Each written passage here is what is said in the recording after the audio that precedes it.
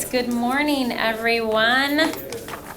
Welcome to September, our September 11th meeting as we remember the tragedies that happened on 9/11.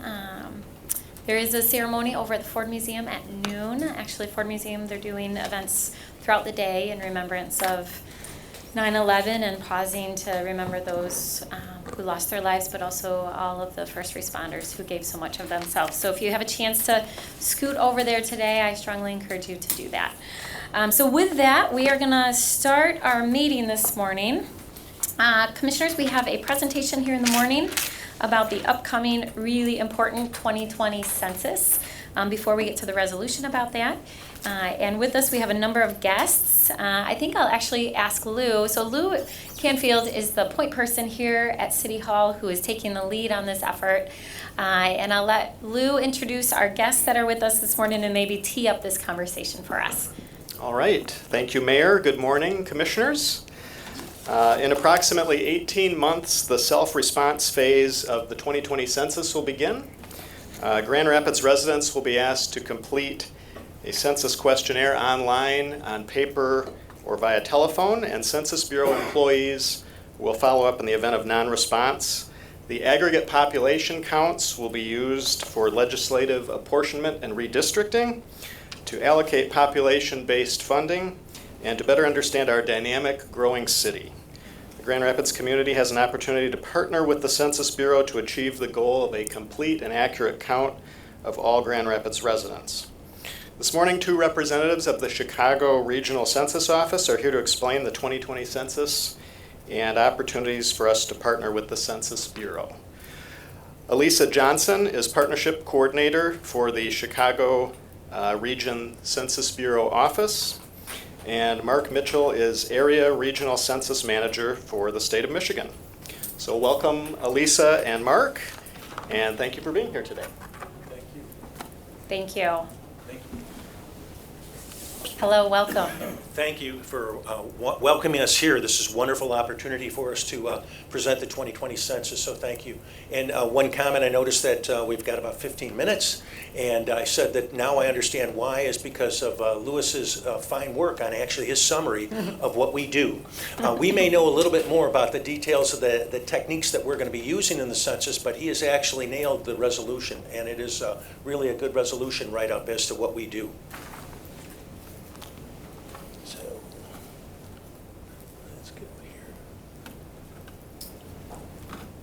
Do I just go down? How do I? Just left click. Yeah. Oh, there. Okay. There you go.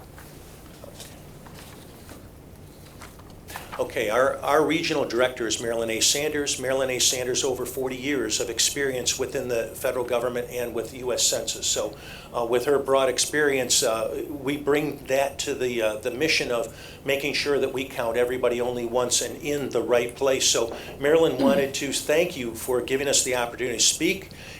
2 of us today, as Lou had already mentioned, that Elisa Johnson and myself. Elisa is responsible for partnership operations, and I'm responsible for the field operations of the census. So we welcome you, and you've made a wonderful step of going forward with this resolution, and it's one that we're usually encouraging people, and you already have it in place. That's really tremendous, so thank you. So what I'm going to talk about is the 2020 census plan and schedule, and Elisa's going to be talking about partnership and engagement and what that is. So what I'm going to spend is just a couple of seconds on a slide that could actually go for quite a while in discussions, but I wanted to mention really from left to right what we're actually trying to do. And again, count everybody only once and in the right place is our mission. However, it's going to be very different from what has previously been done in 2010, 2000, and previous censuses, because as you may remember or know, those particular censuses have been very much paper-based. This one is electronic. This is electronic from the day go. And what we've actually practiced experienced and what we're going through right now is establishing where to count, motivating people to respond, counting the population, and then releasing the census data. This is all going to be done in very much an electronic, non-paper-based method. For instance, back in the day of 2010 or so, you'd have enumerators with catalogs and address binders walking around door to door, be able to take the information they needed from the residents. Today, or what we're planning on for the 2020, is that enumerator is going to have a handheld device in their hands. They're going to be able to take that information right there. It's going to be wirelessly transmitted immediately, uploaded into the system, and then it'll be categorized correctly and tabulated.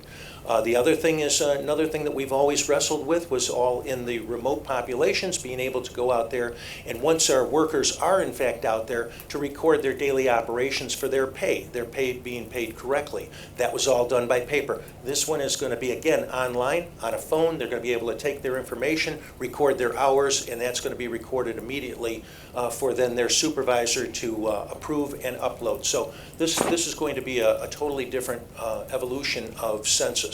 The other thing I'd mention to you is something that you'll hear at the end of my presentation is recruiting. Recruiting in the past used to be we send a recruiter out, and that particular recruiter would hold a session. It would be then a testing method. All those information was collected on actual paper exams, graded, if you will, and then looked at to be put into a pool if in fact they would be acceptable as potential enumerators for us. This one is going to be all online, and I'll talk about that because I'll have a couple slides on that towards the end.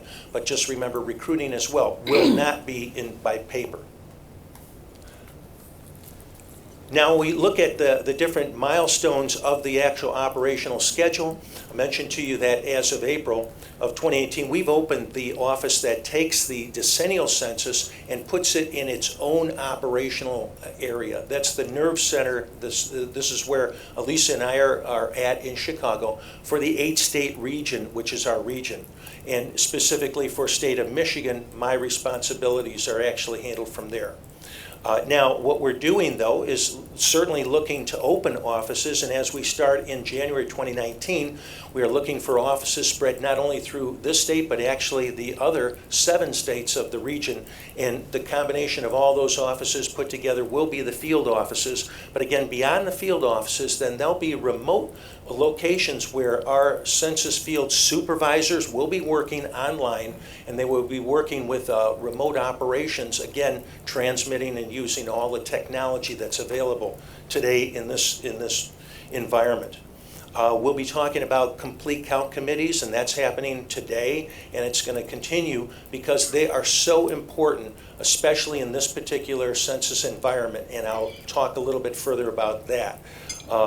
We'll begin field operations for address canvassing, and that's a year from now, and that'll be where we will actually hit the field to check the address file and our master address file against all the information that we have compiled against it, which means things such as in Grand Rapids, you have the local update of census address. We know that you've actually done a great job of actually submitting your information on that. That's very important because that sort of information actually validates our master address file. It tells us where where new construction is that we would never know unless we were right on boots on the ground, and you guys know this. So this is extremely important, and Luca has been a very good first step in that regard.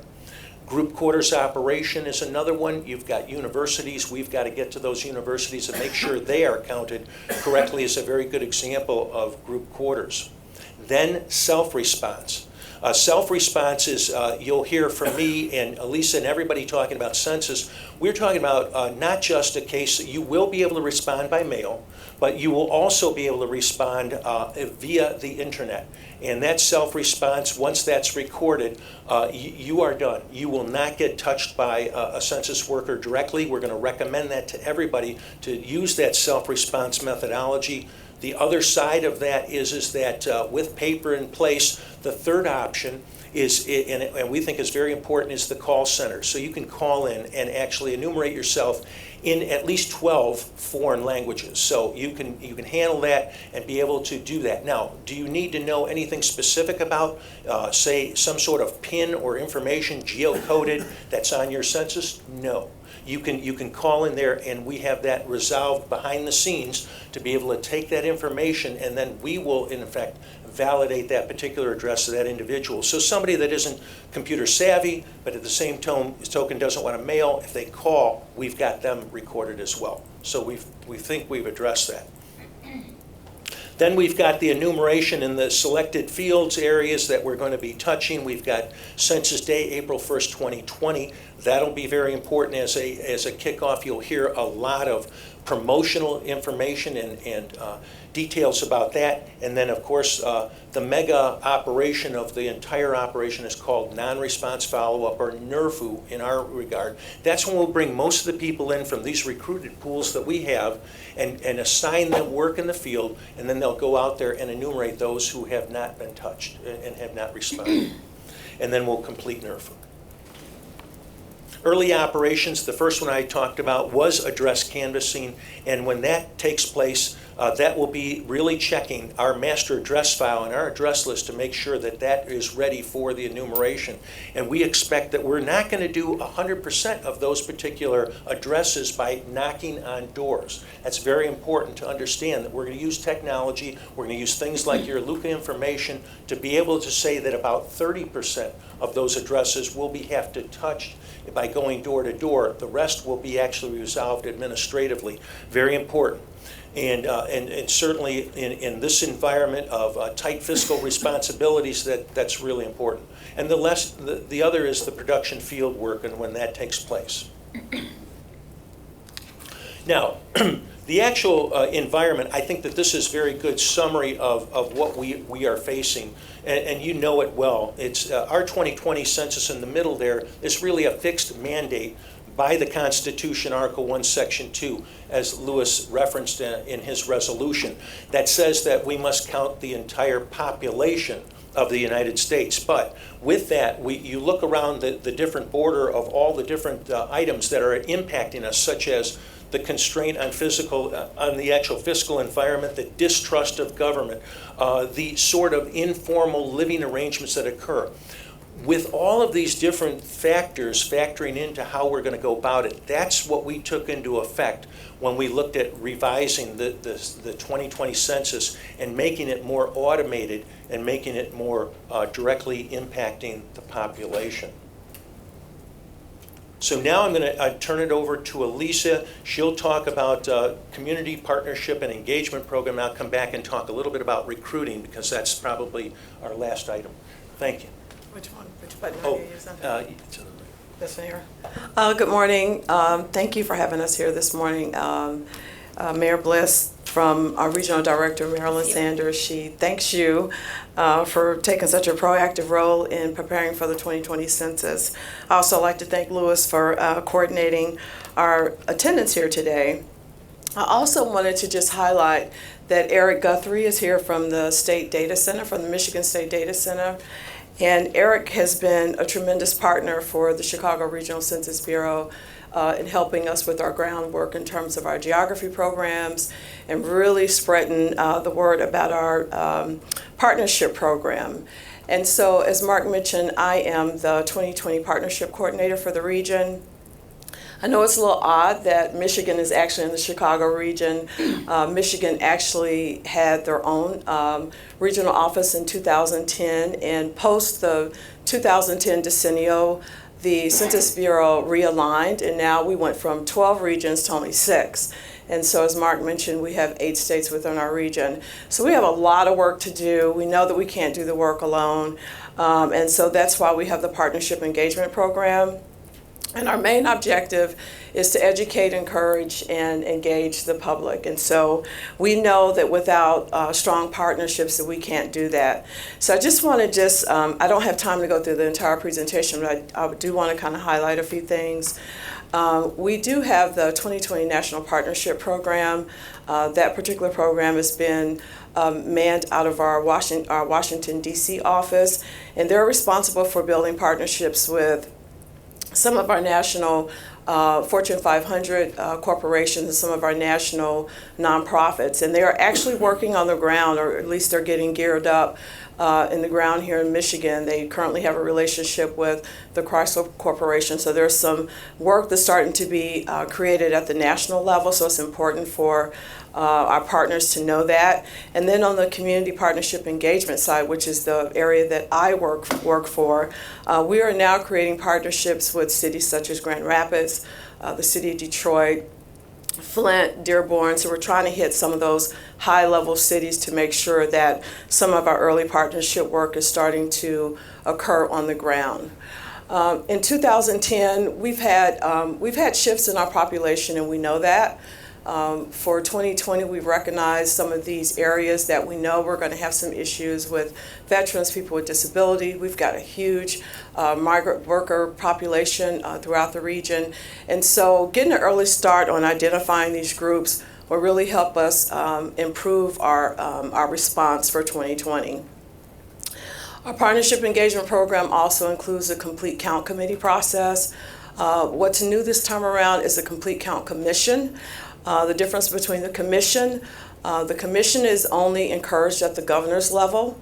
The committees actually operate the same to educate and encourage and really help people to understand the census process.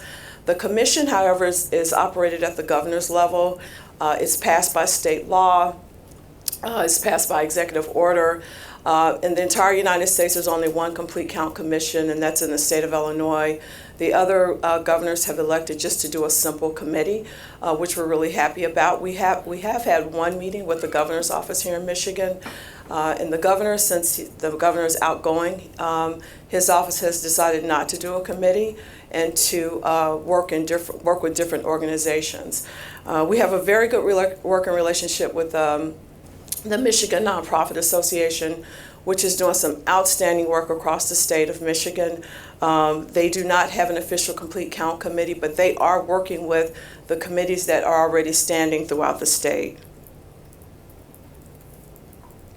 Again, we're very thankful to Mayor Bliss for the resolution identifying the complete count committee. And what the committee is basically a group of volunteers that we call trusted voices at the regional level, made up of different components of the community. They could be from colleges and universities, faith-based institutions, community organizations. And I believe the city had a complete count committee in 2010. And so far, we have 3 staff that are working on the ground in the state of Michigan. We've got one tribal specialist that's working the entire region. And so far, we have conducted a little over 100 complete count committees throughout the state. We're certainly looking to raise that number as we move forward. And that's just a quick example. It's kind of cut off of what the committee looks like. I won't spend a lot of time on that. And then in terms of the Complete Count Committee, the Census Bureau, of course, I mentioned we have 3 partnership specialists on the ground. We are looking to hire up to 15 partnership specialists throughout the state of Michigan, which is very significant. We got an early start with our hiring in terms of community partnership specialists, but now, as I mentioned, we have 3 on the ground, looking at an additional 15. And we're also going to hire a tribal partnership specialist specifically for the state of Michigan. We're looking to hire upwards of 100 people throughout the region over the next 30 days. So those jobs are just starting to roll out. Also, we have data dissemination specialists that have already been on the ground here in the state of Michigan, providing data to our partners throughout the state. And so what we're asking for is on the orange bubble, we're asking for the local mayors and managers, appointed individuals, to stand a complete count committee for their city or their county so that they can partner with us again as we move closer to 2020.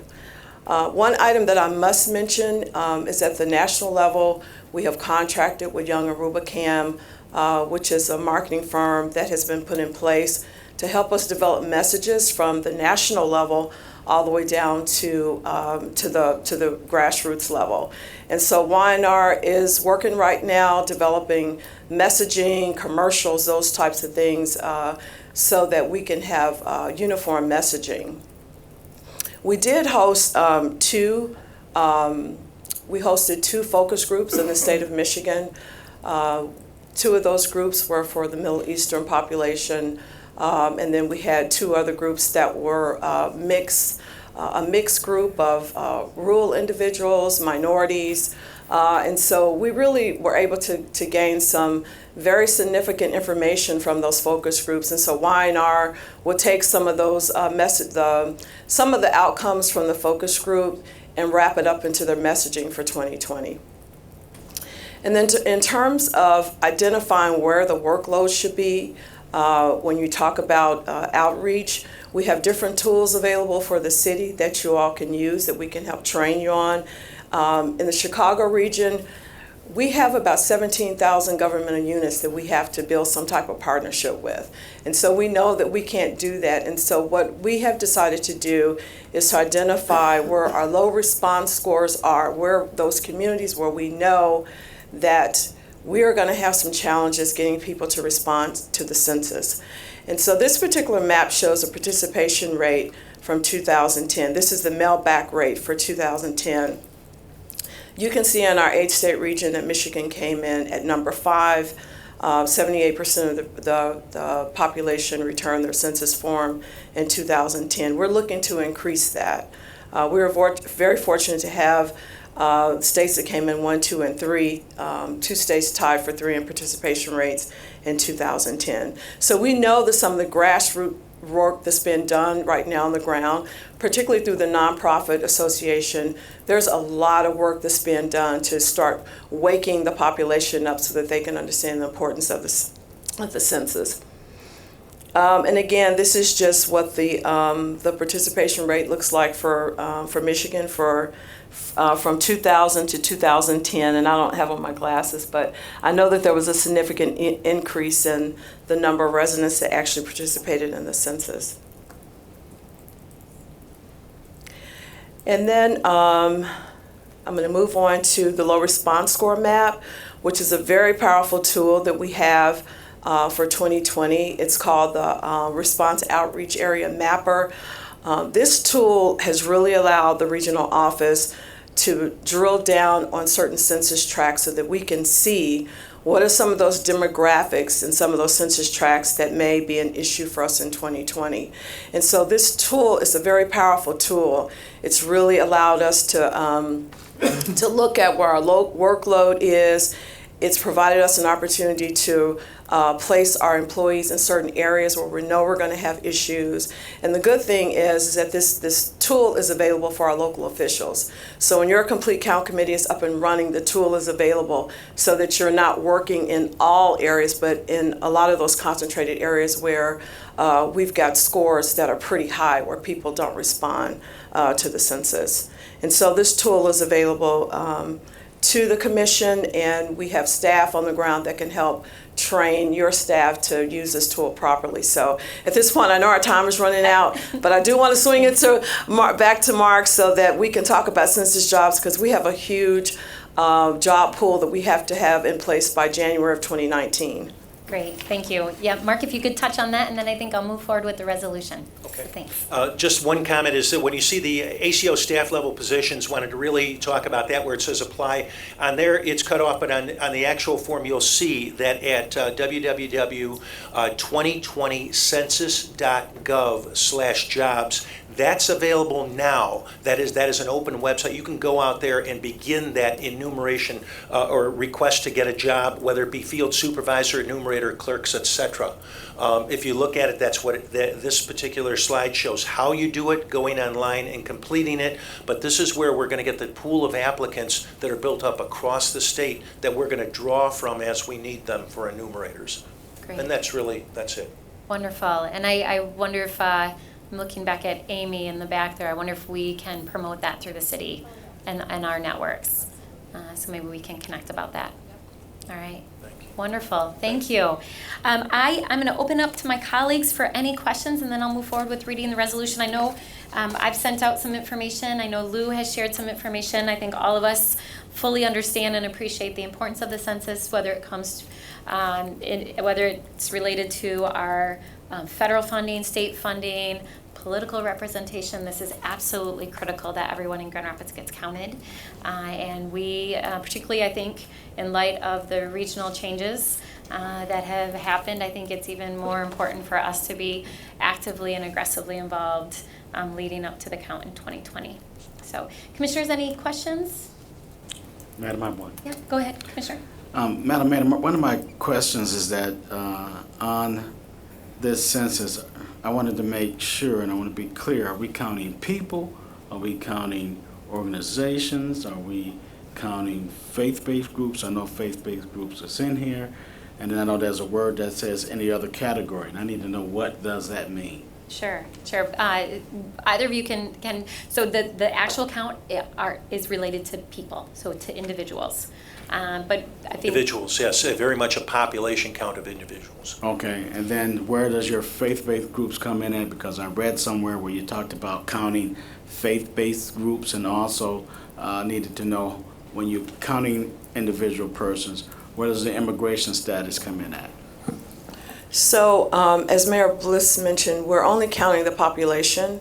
So, our goal is to count everyone once and only once and in the right place. So that's our goal. In terms of faith-based organizations, we are really hoping that the local officials in their complete count committee, that they will fold in any type of faith-based organizations to help us educate the community. So that's really the only role of the faith-based organizations. And I'll add a couple things. So, Commissioners, we've thought about how we are going to be actively engaged in providing education and awareness in the community and encouraging people to count and talking about why that's so important that people are counted. Under the complete count, or what we're calling Everyone Counts Grand Rapids Committee, there will be, as of right now, the intent is to have 6 subcommittees in different areas, one being faith-based, with the hope that the faith-based community will be actively engaged in educating everyone within their congregation about the importance of the census, so that when it comes to April 2020, people are really well educated about why it's so important that they complete the form and are counted, especially in those areas that we have lower participation. And then I'll let you speak to the immigration issue. I know that's been a concern for a lot of people actually across the country, this question around citizenship. So in terms of immigration, we in the Chicago region, we kind of got an early start. Like, we're ahead of the timelines in terms of building an awareness around the census.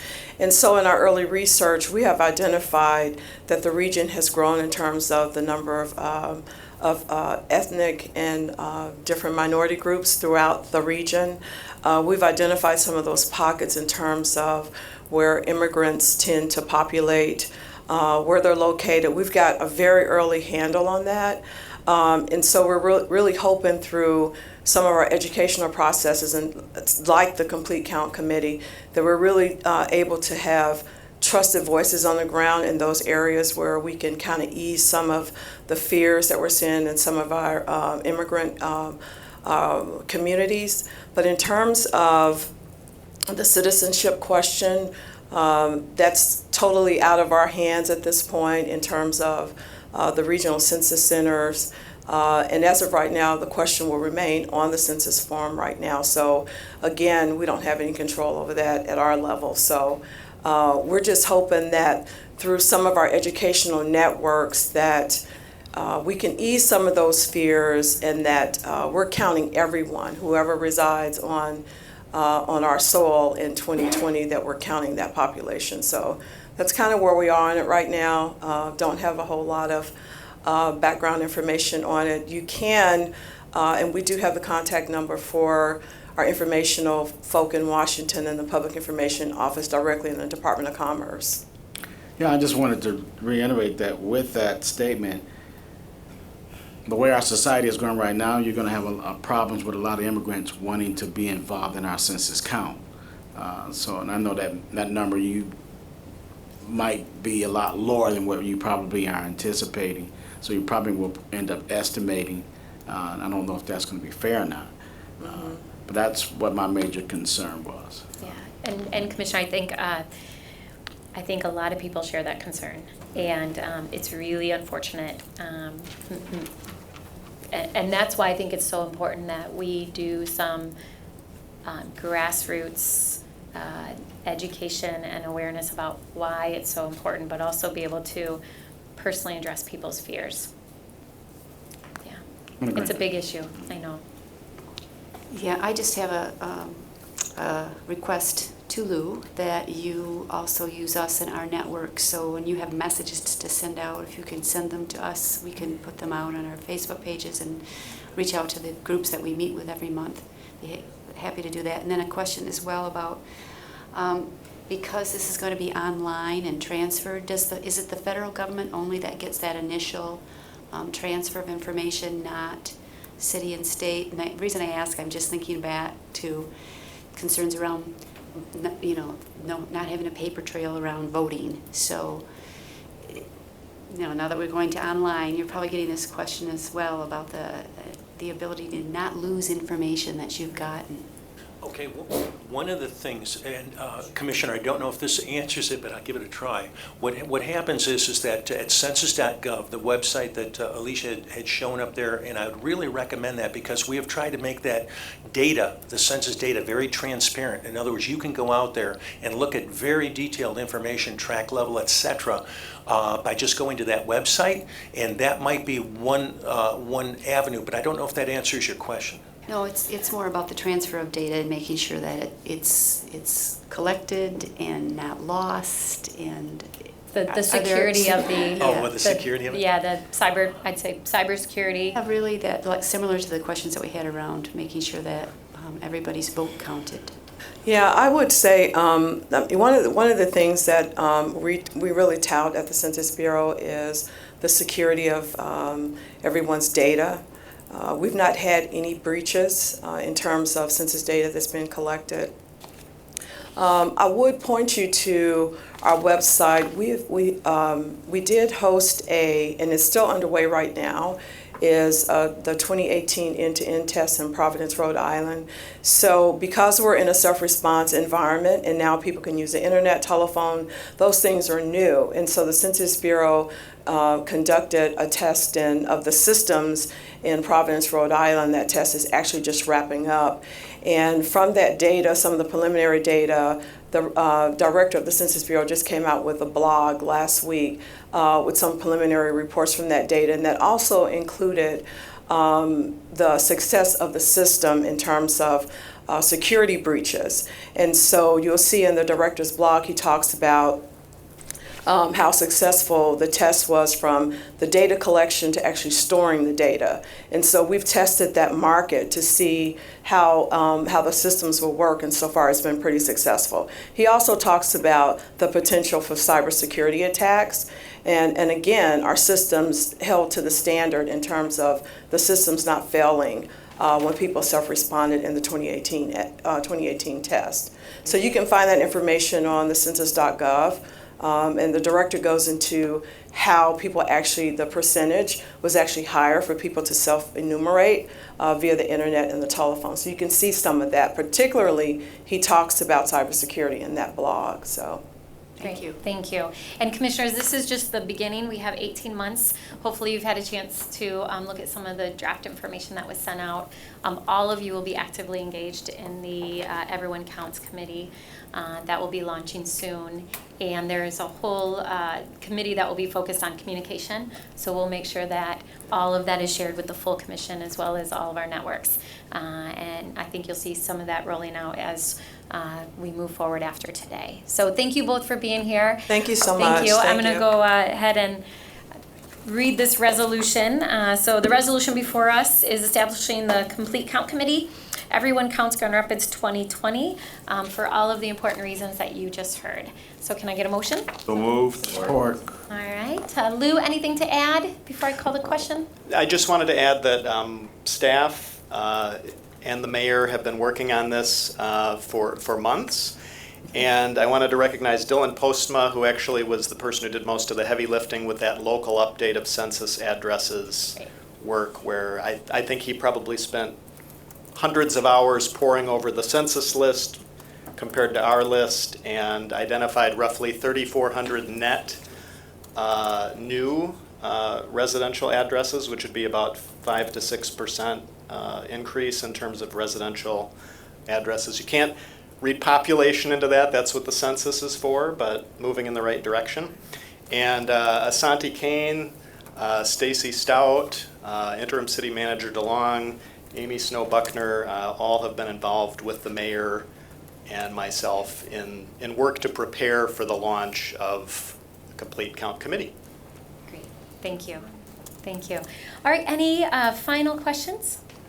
All right, I'll call the question then. All those in favor say aye. Aye. Those opposed?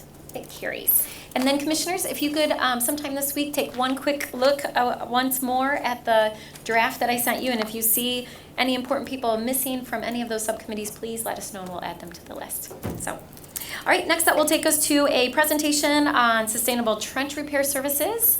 And I'll ask James, you have 10 minutes? Was that enough time? And we've all had a chance to read the information and Yes, sir. Here's a big A3. thank you.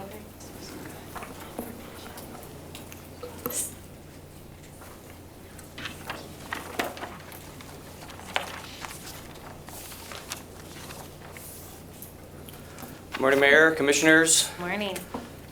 City Manager DeLong. I'm very excited to be here to talk about sustainable trench repairs, something you're all thinking about and dreaming about. All the time. But I can tell you, this has been a long process for us. You might recall back during our budget reviews, I discussed trench repairs and that we'd be coming back to you with some recommendations and an A3 that we've been working on. Surmise to say, I think it's been about 10, 11 months we've been working on this, and we finally have gotten to a point that we're ready to present the A3 to you. So there it is, it's on your screen. I did hand out a hard copy for you. There's a lot of information on there, but I do want to thank our folks who've been involved with this on our team. Tom Almonte, Laura Claypool, Dave Herron, Jeff Dode, and Molly Eastman. We spent some time really diving into this issue, and I think you'll be pleased with what we came up with. So what is trench repair? It's really maintenance work within the street right-of-way as a result of work performed by our water and sewer departments. And that would be on sanitary, storm, or water mains. This could include hydrants, castings. I mean, it's a whole host of things that happen in the street. And when we talk about right-of-way, typically it's 66 feet wide, and anything that's happening in there as far as being dug up needs to be repaired. So this work involves curb, sidewalks, drive approaches, so in other words, asphalt and concrete that are happening as far as the repairs. The trench itself is actually prepared by the water and sewer departments through the utility field office. Whatever repair they're doing, whether it's on a water main or a curb stop or whatever it might be, they will compact that material, typically gravel, sand underneath it, and get it up to a level that we need to repair it at the top. So our folks will be coming in, or whoever's doing the trench repair, and top off with asphalt or concrete.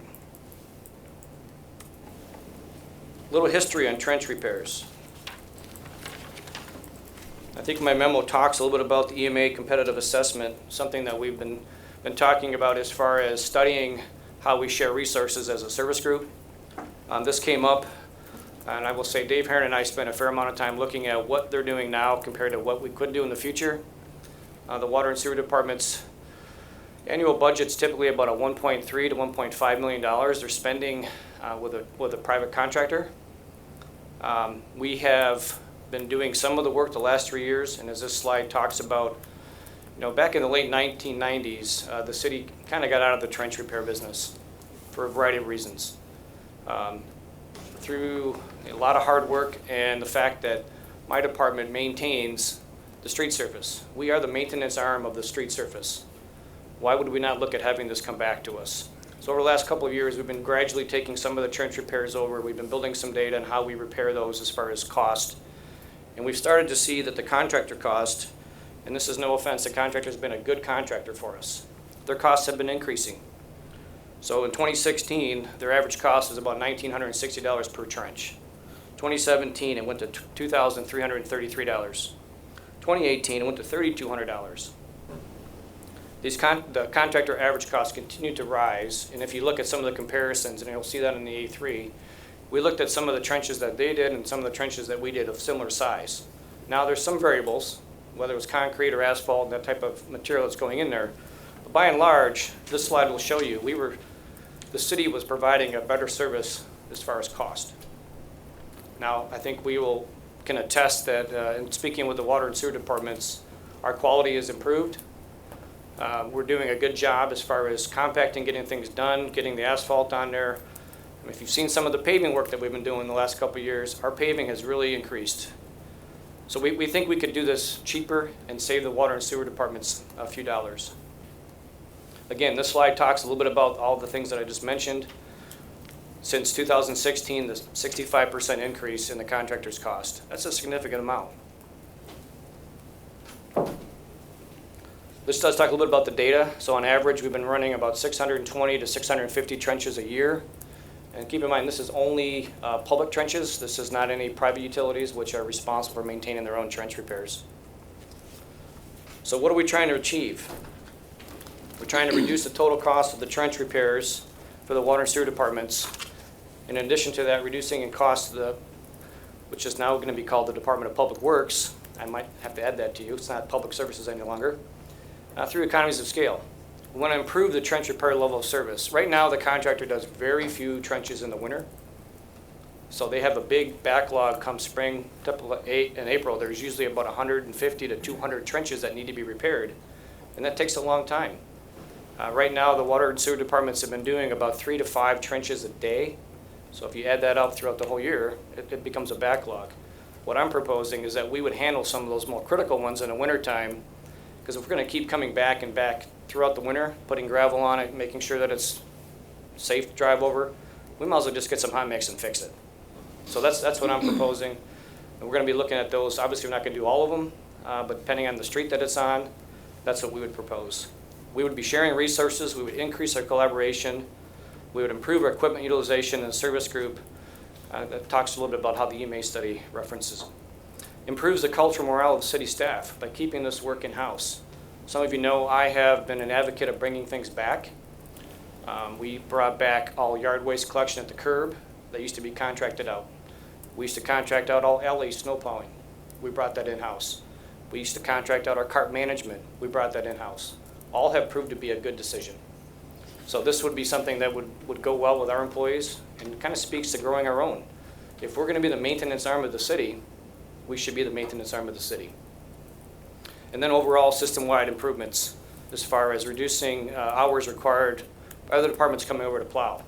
So I'll speak about this as we get further into that.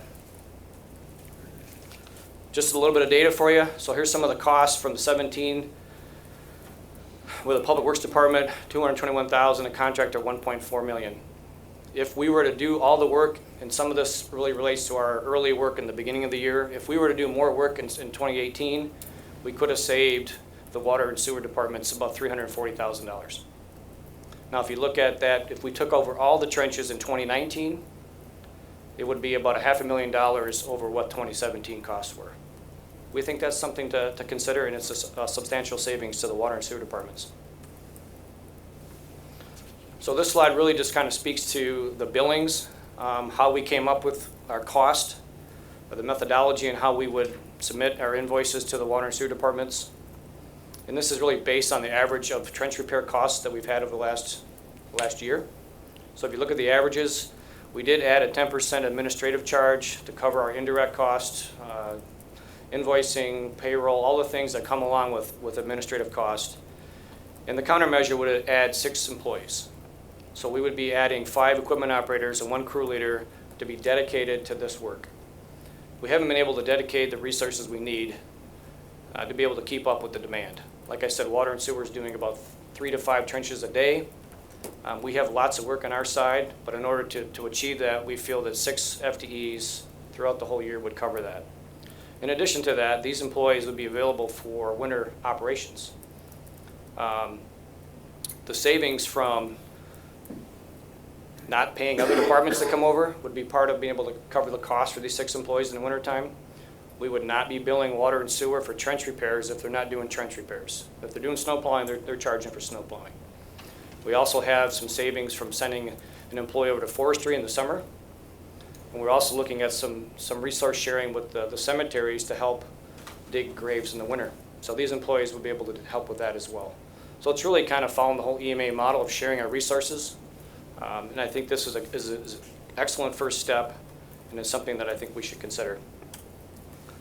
The implementation plan. I know maybe I'm a little aggressive on this, but I've been talking about this for 11 months. So in order to add the positions, we would have to have a budget amendment for fiscal year 19. My hope was that would be on your agenda for next week, should you concur with this A3. We would look at posting positions and getting them on board as fast as we could, hopefully by about October 15th was my timeline. And in order to move forward with this, we want to have an MOU with the water and sewer departments. We want to know what their expectations are. We want them to know what our expectations are. We want to be able to track this work. We want to measure the work. We want to make sure our performance is good. We're going to establish an annual review process every 30, 60, 90, and an annual review so that we are all on the same page. We're going to continue working with the engineering department on inspecting the trenches. Right now, they do 10% of the contractors. We would advocate that that continue. You saw the buildings that did have some cost in there of $40,000 to cover that inspection cost. And then if everything falls into place, November 1st, we would begin to take over all the trench work. Before I take any questions from you, I would be remiss if I didn't introduce someone to you. Kevin Santos is my new public services manager. Just started yesterday. You're going to see his face around. I just want to make sure that you got a chance to see his face today. Great, thank All right. you. Was that 10 minutes, Mayor? Did I do all right? Pretty close. Okay. You did a fine job. Kevin, welcome to Grand Rapids. We're glad to have you. I'll open it up for questions. I'll start by just saying, James, thanks for your work on this. I know you've put a lot of time and energy into it. A couple things I think are really compelling to me, and that is when we do get complaints, it's city staff that are going out to fix them. Come to my I know department. I call them in quite a bit. I'm sure my colleagues do as well. And then clearly you've laid out a case that in the long run this is savings, that there's not only savings but actually better quality service to the community. So thank you for that. I'll start with Commissioner Lanier. Thank you so much. Really good presentation, James. I just have two questions. The first one is, what conversations have you had with the union representation of the employees who would be impacted by this? And the second question is the 6 FTE count the maximum number of employees that you think you'll need for this, or will we hear from you later? And if it is your max, have you considered ramping up as opposed to starting off with your max? Well, we've already been doing trenches. Okay. So for the last couple of years, we've been dedicating some resources to trench work now. As I mentioned, there could be a backlog in the spring, and we would put anywhere from 12 to 15 employees that first month or so to get caught up on the backlog.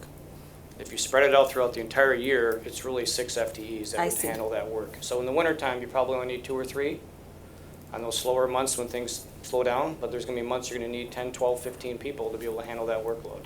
I see. And in response to your question about the union, we've been talking to our own employees. We haven't necessarily talked to the union, but our own employees know we've been discussing this. It was in my budget presentation. We've talked about it. They are very interested in taking on this work to show that we can do this.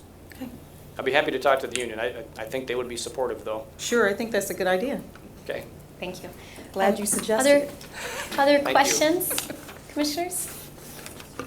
All right, so it's a presentation today with the anticipation that we'll have something before us at our next meeting. That's correct. Okay, great. Thank you, James. Thank you. Thanks, James.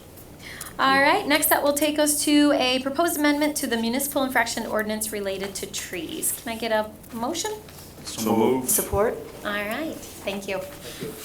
David, you want to tell us about this?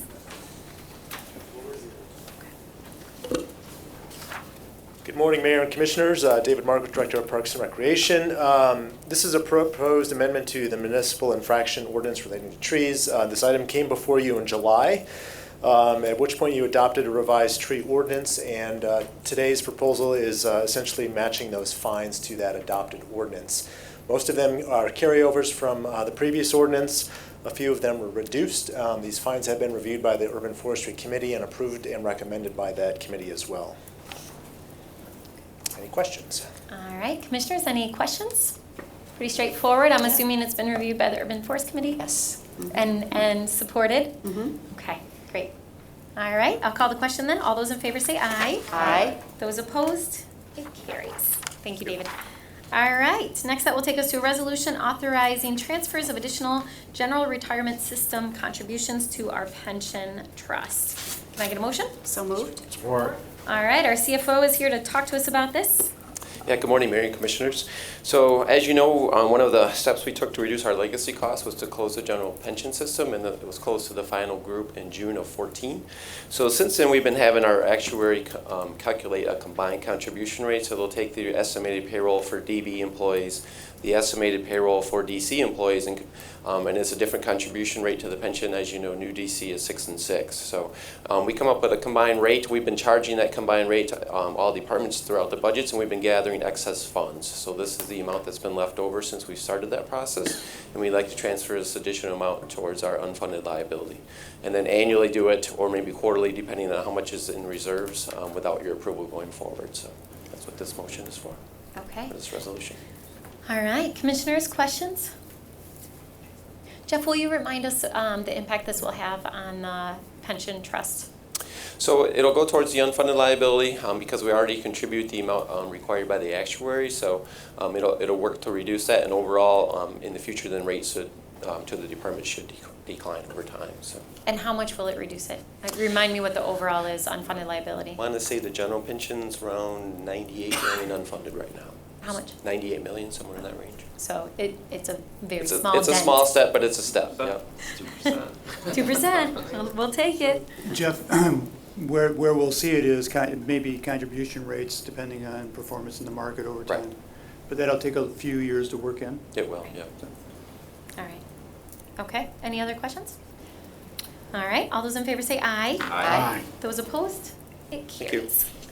All right, next that will take us to a resolution amending the City Commission Policy 400-01, investment policies, procedures, and objectives to meet industry standards. Can I get a motion? So support. All right, John Globinski, our city treasurer, is here to talk to us about this. Good morning, Mayor and Commissioners. Good morning. From time to time, investment policies change and investment strategy changes, and conditions in the market have to be addressed, and we need to update our policy. So today, through the work of Levi Bolt, our investment analyst, who's done a lot of deep dive and digging into different items, we are requesting that we revise our policy for a couple of items. One of the most important ones is our item number 1, which is the cemetery perpetual care funds. With those funds, we are given the authority to actually invest those in a little bit of a different manner because they are not used in day-to-day operations. Those perpetual care funds can be invested a little bit more long-term to actually gain some additional yield, which then can be used for operations. So the interest on those items can be used into the yearly budget for cemeteries. So we'd like to, if you think about it, if we had $4 million in the perpetual care fund, today we're only earning 2%. If we can place those out a little bit differently and earn 4%, then we go from earning $80,000 a year to $160,000 a year.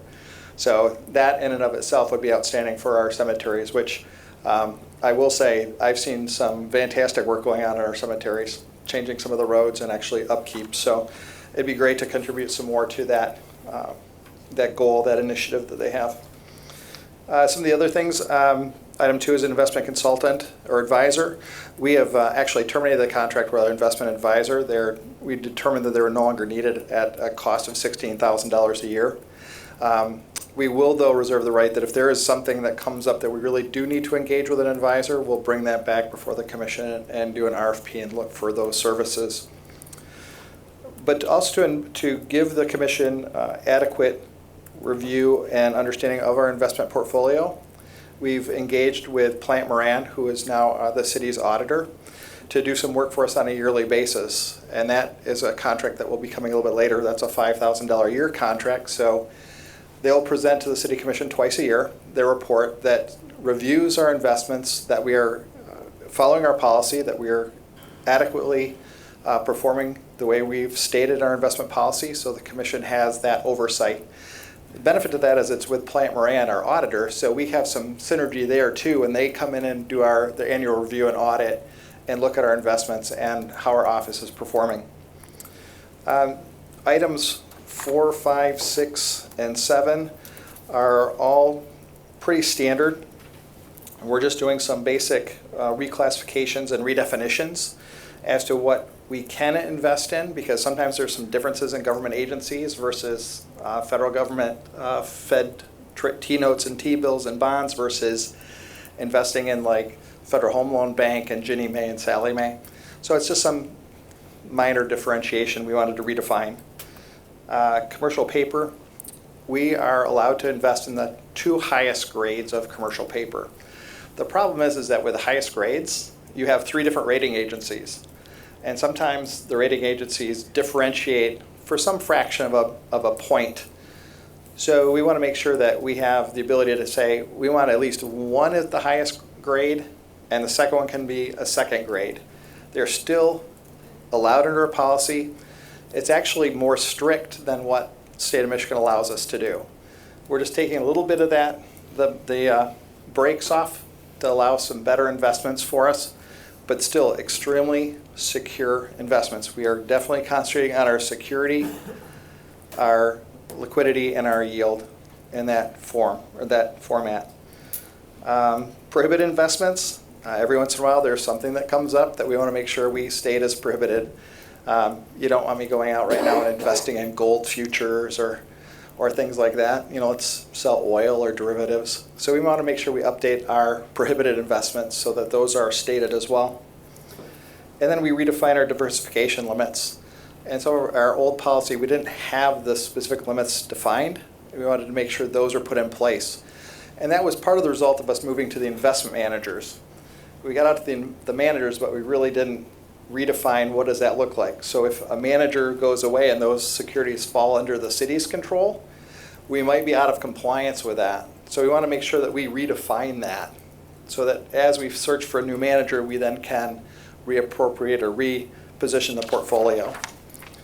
And all of these items here to revise this policy then sets the table for going out for an investment manager RFP shortly, because we're coming up to the 3-year deadline for our first contract, so we'll then be looking to do another RFP for investment managers. So with this policy being updated and squared away, then we can go out and have an accurate RFP. All right. It's very thorough. Yeah. Commissioners, any questions for Jen? All right. Well, very thorough. I've dazed them. Well, you've kept us, you keep us abreast of what's going on, and Yep. I know I've said this to you privately, and I'm sure my colleagues have as well, but we appreciate your regular updates to the commission, as well as just all of your great work, so thank you. I appreciate all your feedback. So. All right, so I'll call the question then. All those in favor say aye. Aye. Those opposed? It carries. Yep. All right. Thank you, John. Okay, Commissioners, so we have a special briefing, and I am going to recommend that we just take a quick 5-minute break, warm up our coffee, use the restroom, and then get started on the briefing. I know that Ron Davis is here and ready to go, and we are. So are you all supportive of that? Mm-hmm. Okay, so we'll take a brief break. We'll come back in here, let's say at 10:35-ish, 10:36. We'll get started on the special briefing, and then just a reminder that at 12:30 we have Economic Development Project Team. All right, I'm gonna go use the restroom.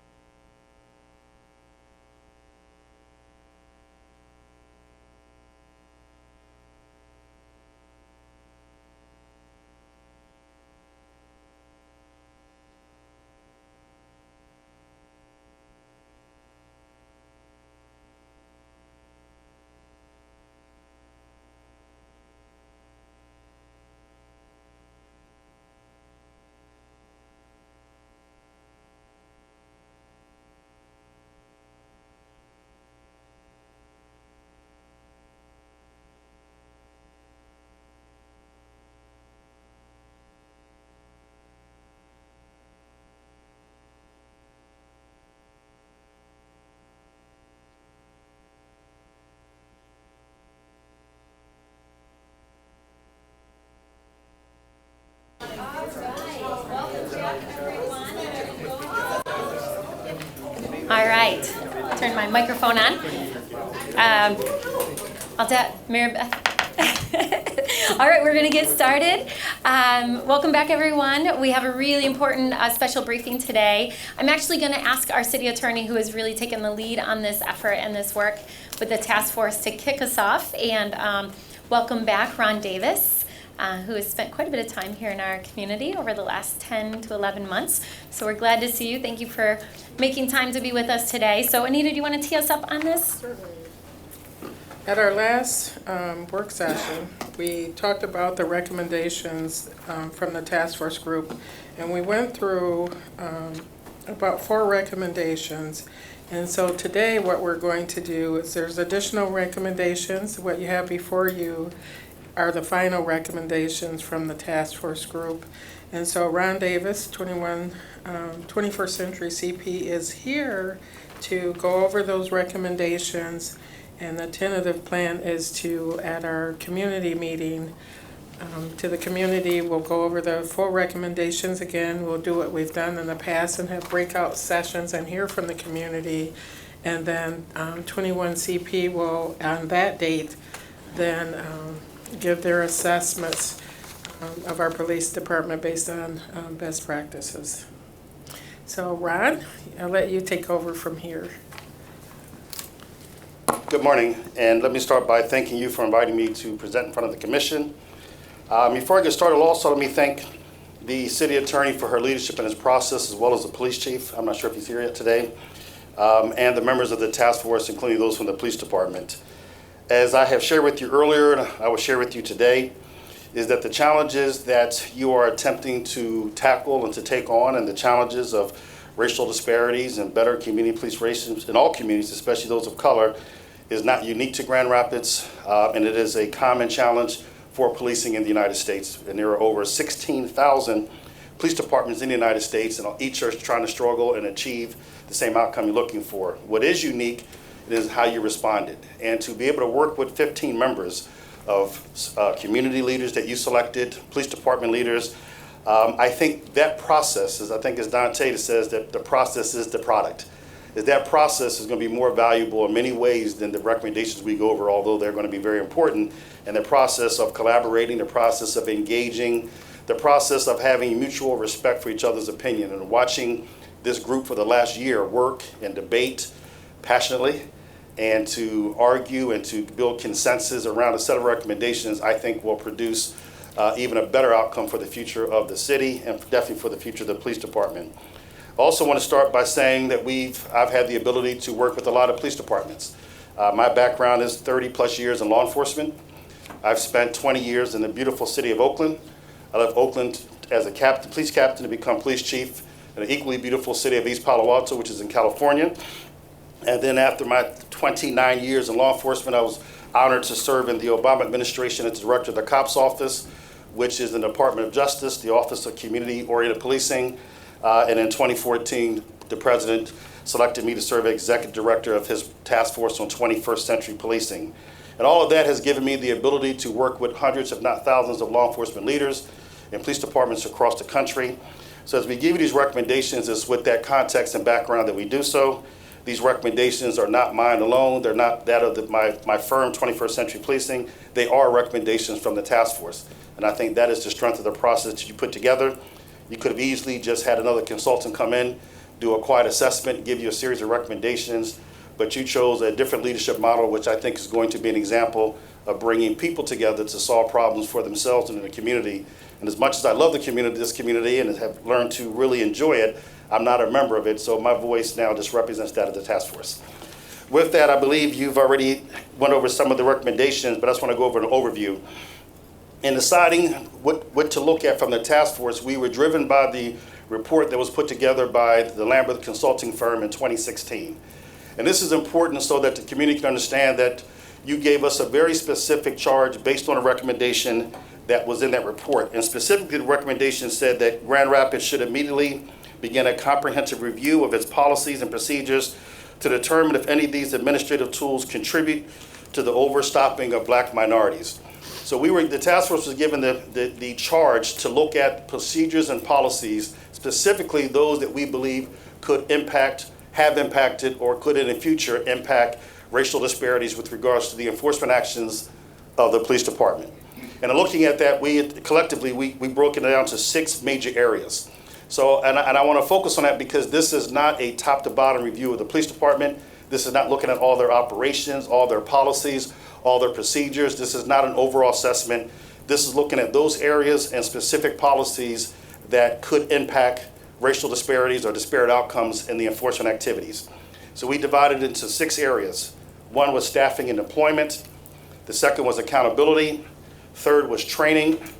The fourth was added by the chief during the process, but was equally important to the process, the youth policy. The fifth was community policing and crime reduction. And 6th was recruiting and hiring. Now with the first one, with the staffing and deployment, we spent a lot of time on this one. Besides being the first, it is one of, with regards to disparities, we believe it's one of the most critical areas that can contribute to racial disparities. And before going over the specific recommendations, I'll give you just a general overview of why this is important. How a police department deploys will have one of the greatest impacts on whether or not there's racial disparities in the enforcement activities. When you look at crime in most cities, and I think in talking to the department and community, Grand Rapids will be very similar, is that crime is not necessarily spread out equally through the city. They're concentrated in certain areas based on a lot of social economic conditions, a lot of challenges. And if the department responds by putting more officers in that area, which would be a very traditional and typical response, now you have a geographic area, which is usually a smaller geographic area that has larger incidents of crime. Now you have more police officers assigned there, with more officers that are doing more stops. And if that area that is facing the larger challenges of crime are of one race or ethnicity, then already you're starting a statistical disparity just by the nature of the deployment before you even get to the issue of racial bias or anything else. And so the challenges, and what we try to look at with these recommendations is you definitely need to deploy the officers where they're most needed. That would be common sense. That is not a bad response. It is a very appropriate response. The challenge will be is what you have the officers do when you deploy them there, right? That would be the challenge. If all they do is stop an enforcement activity, then you will have a disparity. If they engage the community and problem solve and start the non-enforcement engagements, then you won't have the disparity. What you'll have is a response to the crime and to the conditions that needed the services to begin with. So when we looked at the recommendations, we started with the first one, which is that the department should take a look and do a study, a staffing and employment study. And why this is important is I would go back to 2008 and 2009. Most cities, including Grand Rapids, were hit with the economic downturn and reduced the size of the police departments. And so when you're deciding how to staff the police department, there are varying models, and what we're recommending, the task force is recommending, that most experts do not agree that a simple formula, a simple ratio between officers and civilians is not a good enough model to determine staffing, that you need to do a study that looks at your calls for service, that looks at the population, that looks at what you expect as a commission. As the governing body of the city, what is the expectations you have for the police department, and then what is the staffing necessary to carry out those expectations? It should factor prioritization. Some services may not be provided today that were provided yesterday, or more importantly, they may not be provided tomorrow because you may be able to use technology. You want to do a study that provides you the ability for your police department to provide the core services that you have identified with the community that you want them to do, and not just a model that simply says you need to have 1 per 1,000 or 1 per 10,000.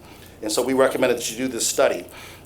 We also are recommending it through 1.2 that the police department develop policy that provide clear guidance to officers about their expected duties and responsibilities when deployed to those proactive patrol.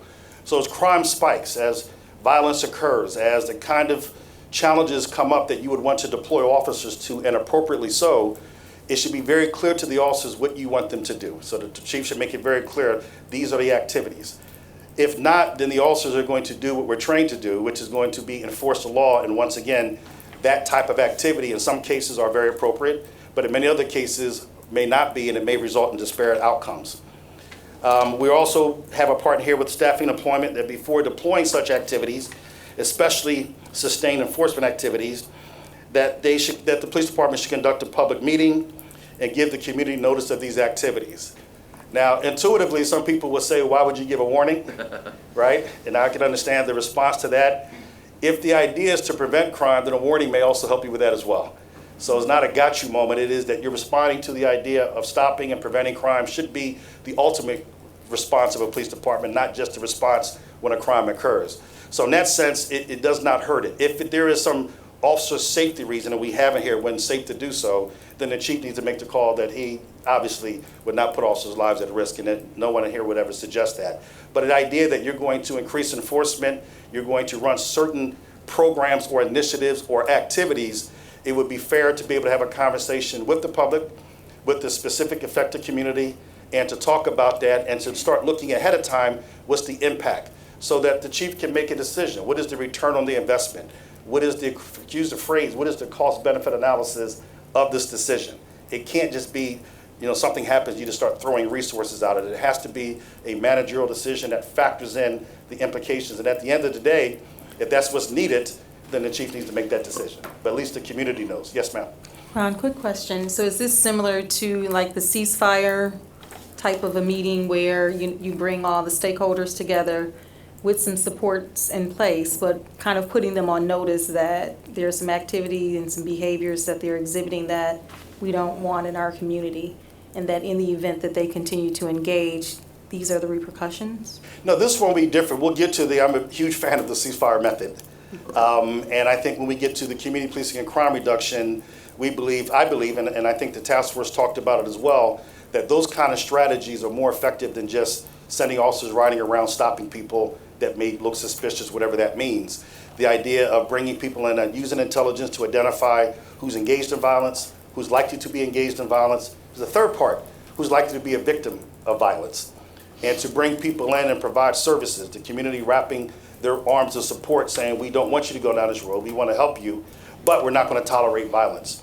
And that model has been very effective. And I was just reading an article of my alma mater at Oakland, who throughout the years was considered one of the most dangerous cities in the country, is now looking at something like a 60% reduction in homicide using the ceasefire model. And it's reducing their stops. It's definitely reducing that, and other things that we're going to talk about is reducing their uses of force. But there's still a challenge with disparities and stops like everyone else, but it's still having a very positive effect. This is more that if there is, it would be, it's kind of, if you think about a highway, if there's a lot of accidents during the holidays, your state patrol or in California Highway Patrol may say, we're going to have increased enforcement and we're going to be enforcing seatbelt violations. This is a warning to the community, expect to see. Right, that way the community understands, and it may also educate the community to increase their use of it. And so the idea of having this conversation, especially if it's going to be sustained, if you're going to run an operation there, if you're going to deploy your additional resources, so instead of 3 police officers being in the area, you're going to have 15, then to have a conversation with the community about why the deployment is there will make sense, and to be aware that it may result in disparities. But that may be a conscious decision, not for the disparities, but this is necessary to stop crime at that point. Yes. It also, recommendation is that whenever GPD initiates a new crime strategy, that they also do a review of the data. That the idea would be, as you're now deploying these resources, that you have to collect the data and evaluate the impact of it. So if you're going to respond to a crime strategy, you're going to put more officers out there, then that should be measured. Like any other activity, is to collect the data, to measure it, and to identify whether or not this is having a disparate impact. We also reaffirmed a couple of the recommendations that were already in the Lambeth report about the continuation of collection of data, and that would be 1.5, 1.6, and 1.7. At 1.7, we are also thinking that the data should be both at the aggregate data and at the individual officer level. This is not a popular recommendation, but in many cases, some of the disparities, it's up for the department to understand that if there are disparities, that whether at the aggregate level, we'll say that the department has disparities, at the individual officer point of view, we'll let you know whether or not it's a small amount of officers that are having a disparate amount of impact. And you see that with complaints, you see that with uses of force, and that doesn't change with the stop data we're seeing around the country. So to be able to collect at the individual officer level, to do peer-to-peer reviews, to see if there are outliers. Why does this officer have so many stops of certain groups when they work in the same area as other officers who do not, but those officers are equally effective? And hopefully that can be used for mentoring and counseling and intervention to be able to change behaviors if there are problems. So I have a question about that. Commissioner? So how does that, so are there methods that are already out there so that we don't have to invent something that do measure these things? Both the recommendation 1.4 where you talked about measuring, conducting monthly evaluations, and then also the stop data? Yeah, so there's two things. There's still a lot of debate about how to collect and measure the data. So with 1.8, we're recommending that the department partner with an academic institution to be able to develop the kind of methodologies to take a look at it. At a monthly basis, it would be internally the capacity to, if you're going to deploy a special enforcement program, and maybe it's needed, that you would collect it, you would identify the data from the outset and start collecting that data. Stops, the ethnicity, the gender, the search information, we call it the hit rate, the rate at which something is recovered, and to be able to collect that data so along the way, this department has a CompStat process, and you'll see about a recommendation down the road about engaging the community in that process, but that you would incorporate looking at this data as part of your CompStat process, so you're not just counting how many arrests were made or how many crimes did it occur, but you're also counting what's been the impact of the activities that you engaged to achieve that end. It's the constant linking of the ends and the means. And it's the whole idea that the department cannot get to the point where the ends justify the means, that the means are important. And so when you look at what is the outcome, you have to look at how did you get there. And if you got there through and it resulted in disparities that are not explainable, that are having a negative impact in the community, that is starting to deteriorate trust and confidence in the community, then the temporary suppression of crime may not give you the return on investment that you were looking at. And so I think from the monthly point of view, that's one of those internals the department should look at it. I think this department has the capacity to do that. For the larger ones that Lambert was talking about, need to partner with an academic institution, and it provides a little bit of independence as well so the community will know that the data collected is being evaluated objectively. And you'll see further on, we also recommend that the department participate in an open data initiative where this open data, this raw data is posted so that you have the community has the right to take a look at that data. And I don't mean through the reports. So the department may put out a report and probably should, but just raw data. There's a lot of organizations in the community, a lot of community-based leaders that can look at the data, can evaluate it, make their own assessment, and then be able to ask their own questions of why it looks the way it does. And that's actually 1.9. Yep, and I actually have a couple notes related to that. At least a year and a half ago, this body passed an open data policy, and I wonder if that should, it seems to me that this recommendation is very much aligned with what we intended with that policy that was passed, I don't know, maybe a year and a half ago. So I think it's worth us taking a look at that and being maybe even a little bit more explicit. So, thanks. Yeah, we pointed to the open data initiative, and it sounds like you're already ahead of the game that the city is doing that at a larger context, which is much better. Well, we passed a policy. I don't know if we're doing it across the organization just yet, but I think it's probably worth us revisiting that. So at this point, I will interject just to say, we are currently doing that with the Police Foundation, the open data. We provided them with information from our CAD and our RMS, and they're in the process of getting us up and running. Oh, great. Thank you, Chief. Thanks. And I'm glad to hear the Police Foundation, this was, when we put this recommendation out there, the actual specific initiative, and I have in quotes there, is the one that the Chief is talking about. And this is just a little bit of inside baseball, so I apologize, because before I left the COPS office, I actually gave them a very large grant to do this, so that they can provide that technical assistance at no cost to the agencies. And so that's why I felt comfortable recommending something that would hopefully provide TA without a significant cost to the city. Nice. And that would be able to help departments with the whole idea of how to get the data up. They don't store the data, it belongs to the city and to the community and the police department, but to help with the process. Thank you. Yes, ma'am. Commissioner? I have one more question because I know we're going to move out of this and into the number 2, internal affairs, but under staffing and deployment, we have had conversations for the last several years about panhandling and people who are homeless, and in fact, I just got a not very happy voicemail last week about this very issue. But we also had a presentation recently by John Witkowski in the police department about, he is working on addressing mental health issues and looking at a model in Oakland that has crisis centers, and we don't have those here. So in terms of deployment, was there any conversation around addressing mental health? It came up, I think, indirectly in looking at, especially when you get to the community policing and crime reduction, it came up on the challenges that the city's facing and dealing with a lot of the issues, because in most cities, especially the issue of people in mental crisis, including substance abuse, it contributes greatly. I think it will come up to the first recommendation. This is why I think the deployment analysis is appropriate, because when you look at your calls for service, you have to identify how many of those, and when you look at the subsets, how many of those are impacted by the calls of people in mental crisis. And I'll just give you an example. Seattle did a similar exercise, and they ended up identifying 10,000 calls that came in as people in mental crisis. So as you then make your decisions for deployment, depending on the exact number, depending on how many calls the chief and his officers respond to, that will help you decide not just how many officers are needed, but whether or not they're officers, whether they're counselors, their mental health. There's various models out there that some are deploying mental health experts in the field with officers. Some are having them out there as a resource to connect with them. Some are referrals. Whatever the model is going to be, all of that has to be factored in when you're deciding the size and scope of the department. That's why we think that's important to take a look at that. Ron, can I ask one other question about deployment? I'm curious if the task force had any conversation about how calls are dispatched and the level of response based on the call. I know all of us have heard complaints about calls that come in where residents feel like there's an overwhelming response from the department for what many perceive as are relatively minor incidents. So I'm curious if there was any conversation about that. And Commissioners, some of you have had conversations with me about that. I don't know if you want to add to it.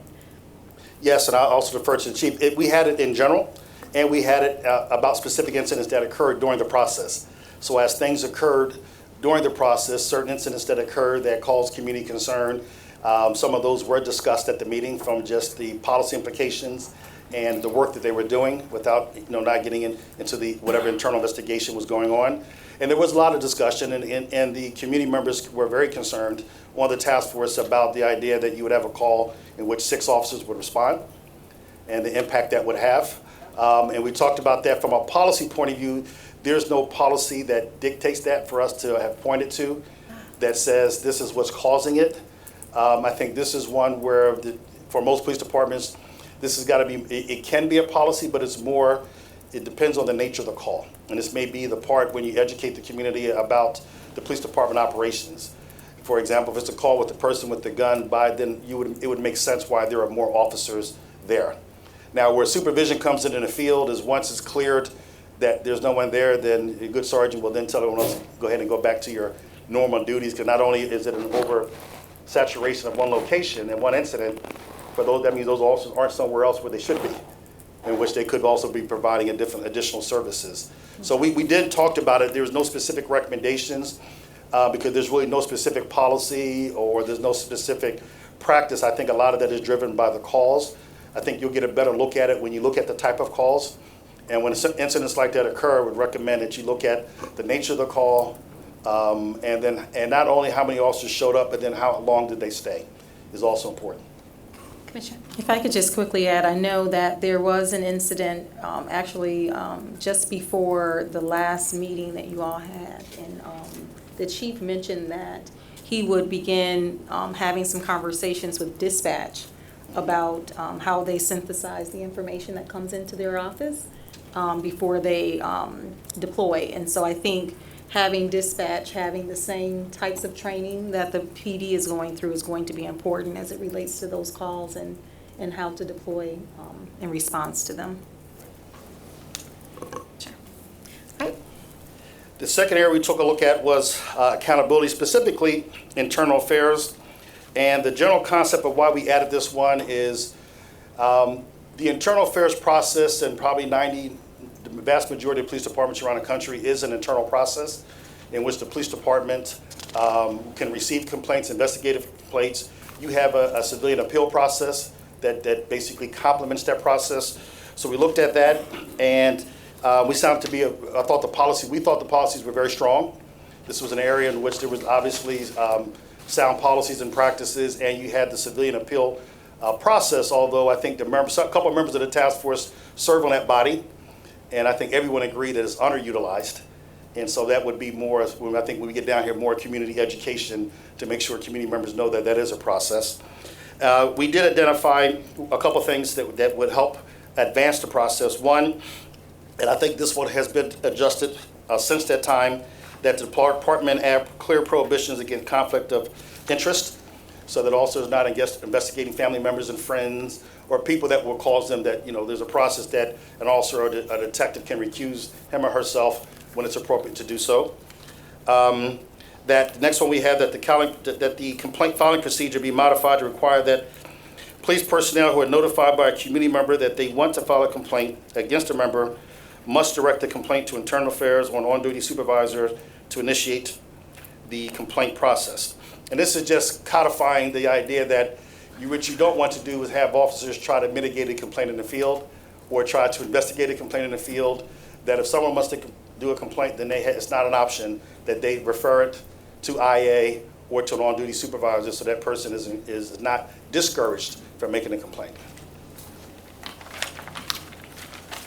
The third area we took a look at is that the procedure should be revised to allow an on-duty supervisor to complete the complaint intake form and when necessary advise IA Internal Affairs of any situation that requires its response.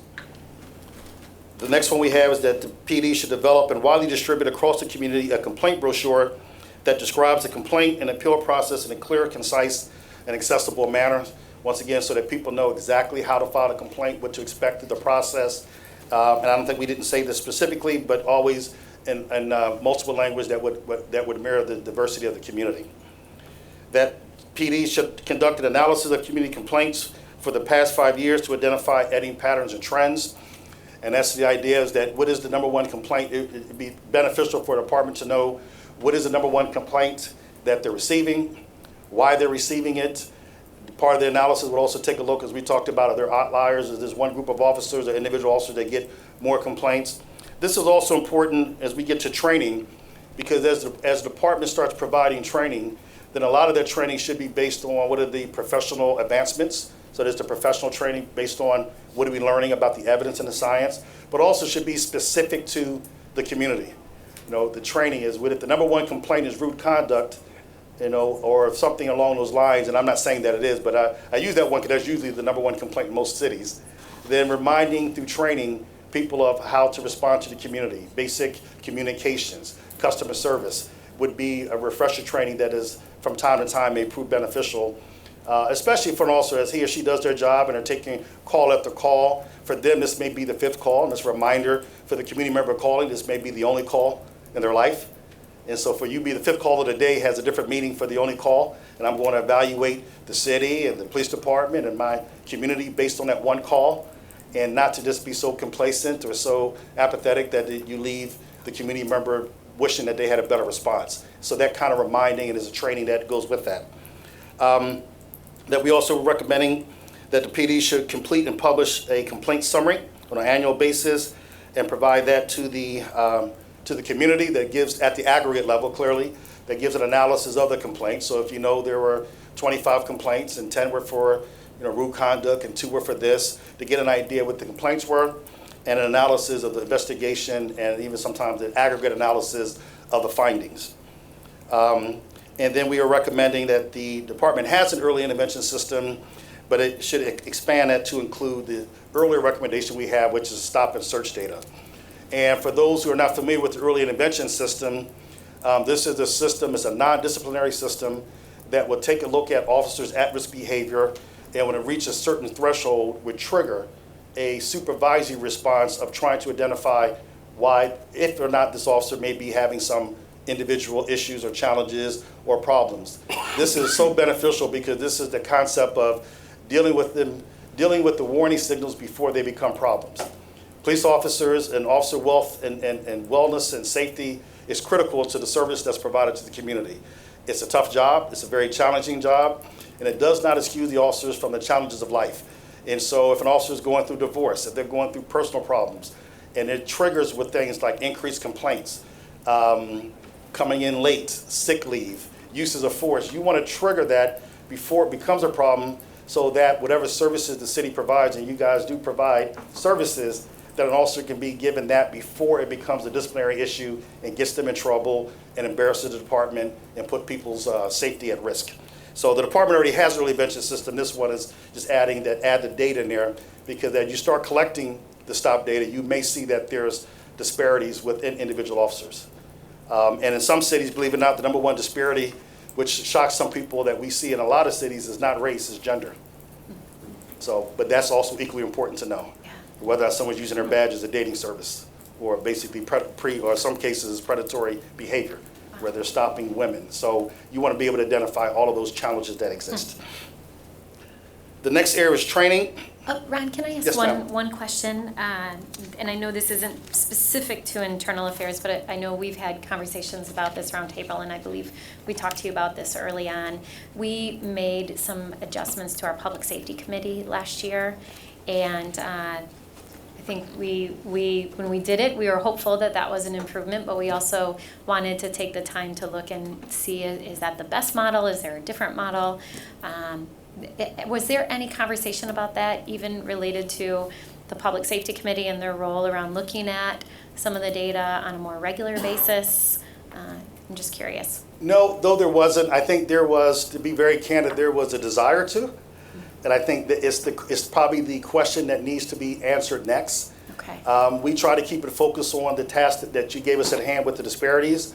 I think the next step is, as I know you are awaiting a new city manager, you have recommendations. This came up earlier, and one of the requests we had at the time was to put the conversation on pause for a second so that you don't have too many things going on with the department, so you have this assessment.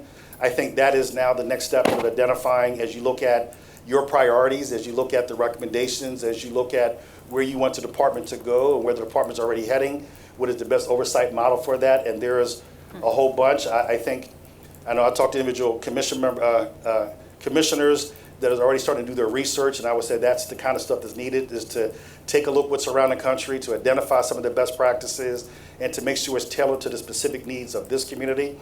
And what makes it work, the worst thing you could do, I would say, is cut and paste. Right, because they are very unique, and they require robust discussion, consideration.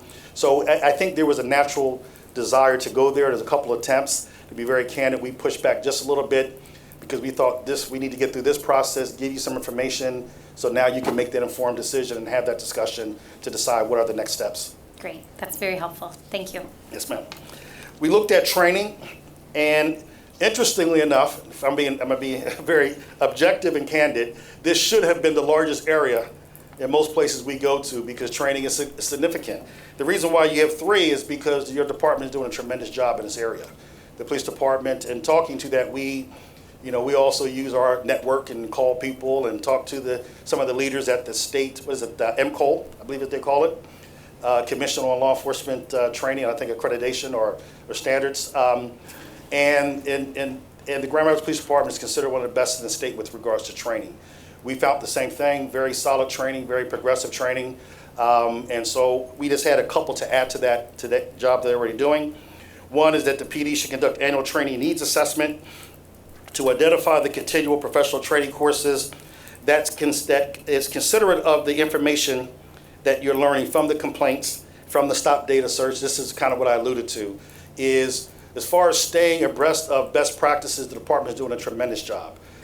Before I came to Grand Rapids in this capacity to partner with you, I had already met your chief at everything from the White House initiatives to conferences. And so we know the department is staying abreast of those best practices. This is just one recommendation is saying is, as you're collecting more and more information, that the idea of the collection of data is not just the idea that you have data to collect, and it's important to post that data as an open data initiative that you alluded to, Mayor, but also to use it to do a training needs assessment. And that's everything from looking at all your uses of force. The training needs assessment may be the better use of tactics. It may be some common things that are occurring, things that can improve officer and community safety. It could be with complaints. It could be with stop data searches. There could be training in the way that some deployments are occurring. Is to be able just to factor that into the training, we think is very important.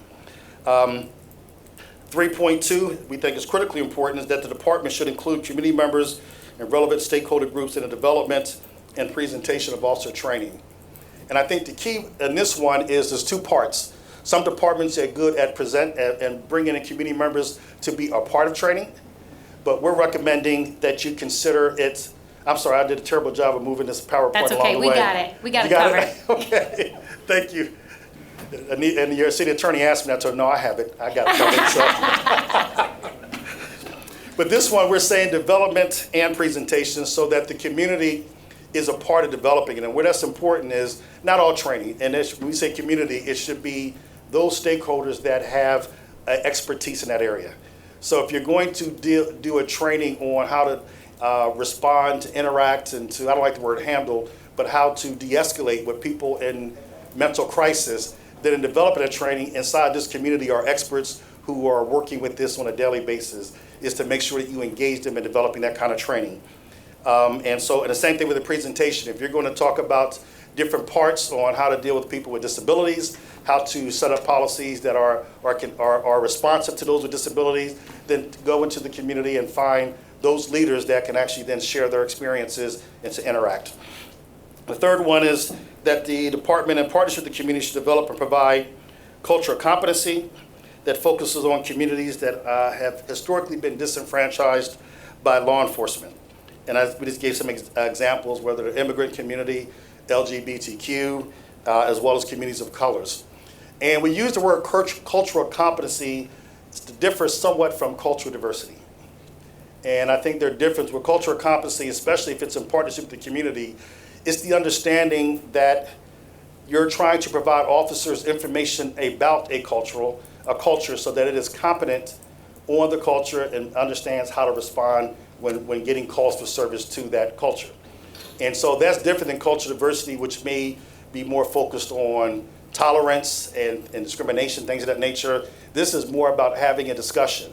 When I was a police chief, we had a series of cultural competency training where we would have panel discussions. If it was from the African-American community, then African-American leaders and youth that would come there and talk about it. It's also understanding the history. And it's going, and especially for police, understanding the history going back to, in some cases, going back to slavery to all the way up to Jim Crow laws and desegregation, and the understanding so that the officer understands now this is the history. And when you show a videotape of, let's say, 1960s, where you're having the disenfranchisement of communities of color, the ability of using police state or police force to stop voting and from marching and for demonstrating, that uniform is the same one you're wearing today. So if you're going into community and you're getting people my age or older, that's within our lifetime. And understanding that history may understand the apprehension of why community members may have an initial distrust, because it is a generational mistrust that is continually validated by ongoing incidents. Yes, sir. My concern is the difference when you say cultural competency.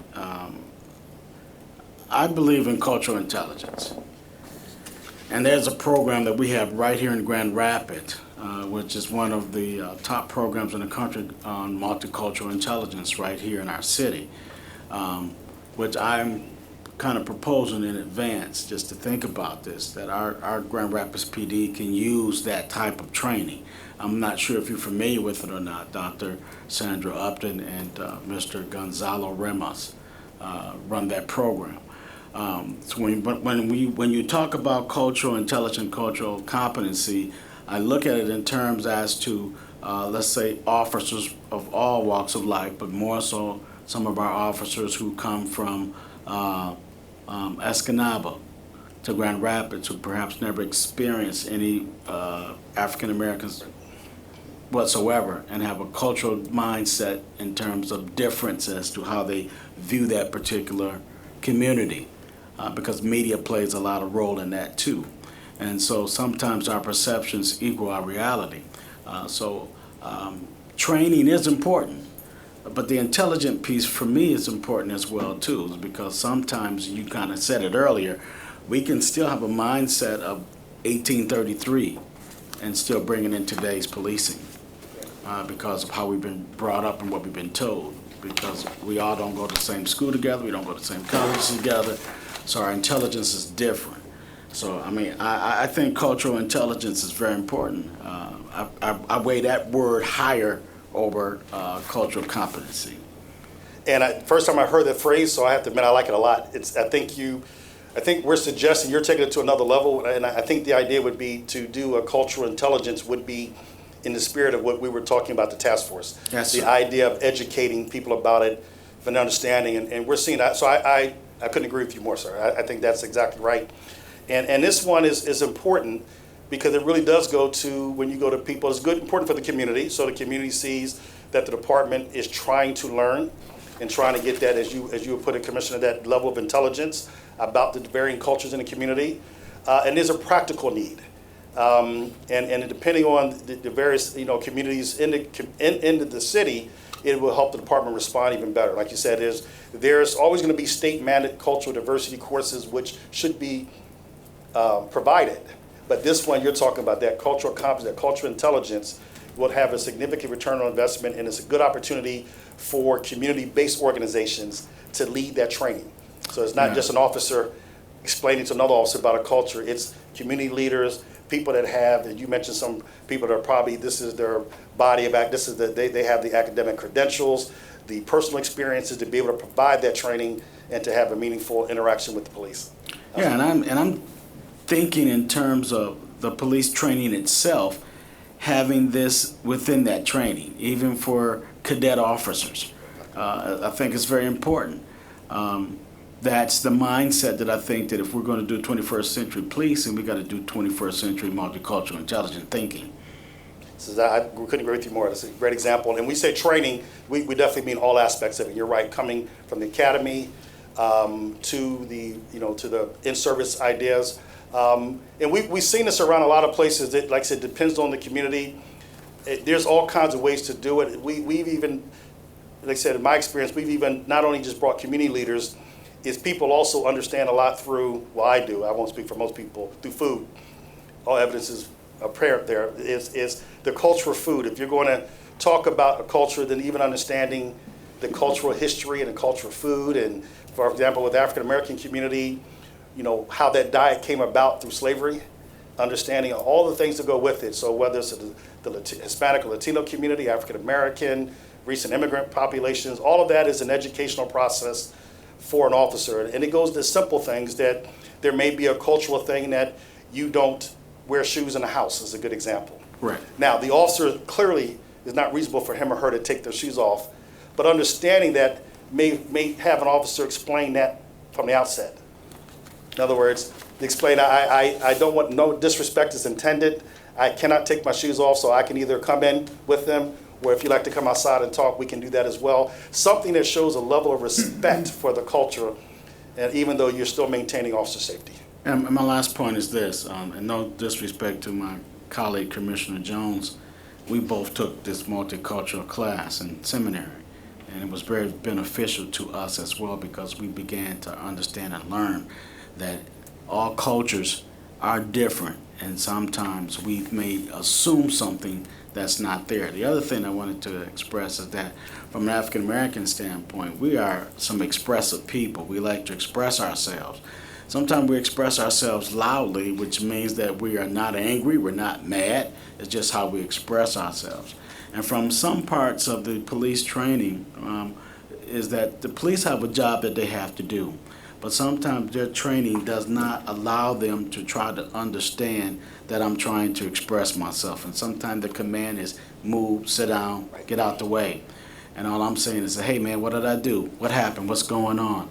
And some parts of the African American community is just saying, tell us, express yourself to us. And sometimes if an officer just say, hey guys, look, something happened, but if you just move to the side, I'll explain to you later, just give me a little time. That's what most of the community is looking for. Although, don't get me wrong, there are some criminals. Right. And the criminals do need to be found. But from an intelligence standpoint, understanding that all cultures express themselves differently. I think that's an excellent point. And if you connect all the dots that the recommendations are getting there, and that's probably one of the key outcomes that we're looking for, Commissioner, is from the collection of the data, of looking at the trends, understanding what the complaints. The idea would be that an officer will understand, if you understand the history, you understand generational mistrust. And now, once again, you're stopping this young person, and we're getting to the youth policy next. You know, and it's an easy way for people to say, well, simply comply. No, none of this would happen if you simply comply. But if you look at the history, if you look at where people are at, this is not the first time I got stopped today. This is the 5th. This is the 10th time this week. All the things that come in. So when I ask you why I'm being blanket stopped, is you got to give the space for the venting, understanding how people express themselves. And that there's a difference between venting and being frustrated because of conditions versus the predicate to an attack. And that's where when you get to de-escalation, it matters greatly. So they don't misread those kind of things. And it's probably one of the things that you're bringing up, Commissioner, but I'm not to get too far outside of this or my expertise, really shows up is in schools. When you start getting into the issues of suspension and expulsion based on the expressions of especially young men of color, right? And if you add in their implicit bias with teachers that may have with regards to young men of color, then you start getting into, you'll see nationally that you have very disparate suspension rates, expulsion rates, which then will automatically increase incarceration rates. So all of that's important. And some of that is not discrimination, some of that is they just don't know how to address the situation. And since we brought up youth, I think that goes perfectly to the next area, which is the youth policy. As mentioned before, this is not one the task force identified, but the chief, to his credit, brought this to the task force, took advantage of a body that was sitting there that was able to provide advice. So the chief brought to the task force his draft policy. And these are the recommendations we gave to that. This is specific for the policy, that the policy should contain a statement that recognizes that juveniles are still in the stage of development and learning and may have already experienced traumas that are shaping their behavioral response. And I think the more we understand, there's a phrase called policing the teen brain or understanding youth development, the more we understand that youth may be redefined, that youth is no longer just 17 and 18. Some will take it as far as 25 and 26. And I was about to get in trouble and say about my kids, but I won't. But I agree with that. I agree with that statement. Leave it at that. Next, that the form of juvenile justice process is to be avoided unless clearly indicated by the juvenile's behavior, unless alternatives do not exist. That's an important one as well, is once you start entering young people into the criminal justice system, then obviously their likelihood of dropping out of school and being permanent parts of the system grow exponentially. We thought, even though this was not one we identified initially when the chief brought it up, it was important because this would also go to disparities. If you're having disparities and stops and arrests, then that enter into that system is very critical. This is an area where this is an opportunity to do the kind of restorative justice programs that exist, where you can intervene before a youth is into the system, even if you're stopping them so that they don't necessarily start off with a record. That see that the least restrictive alternative is used to address a juvenile's problem, that all juveniles are to be treated fairly regardless of race, gender, sexual orientation, ethnic or religious backgrounds, that prohibit the handcuffing of a child under the age of 12 unless exigent circumstances are present, such as violent behavior, possession of a firearm, and it is important for also to determine the context and situation when they handcuff a youth. That policy requires supervised response to the scene whenever a minor of 12 or under is handcuffed. If a youth has been frisked or searched, officers shall notify the youth's parent or guardian, and we recommended that be done within a 24-hour period. That the recommendation that the officers receive cohesive training that enables officers to understand adolescent development, cultural differences among youth, mental health and trauma issues, and effective strategies for youth engagement, intervention, and crisis response.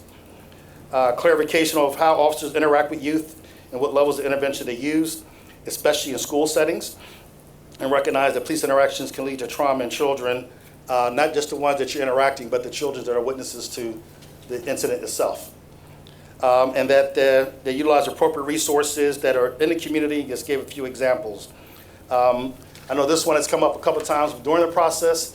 This is an important one. One thing we put in there is we gave the chief the recommendations. I think since that point, this policy has been presented to you and adopted, but we did note that not all the recommendations were adopted. And I think with any recommendation, I think the next step would be is we make the recommendations, is then for the chief to educate the commission on where that with the recommendations, which ones have been accepted, and if they're not, that's not uncommon. Why?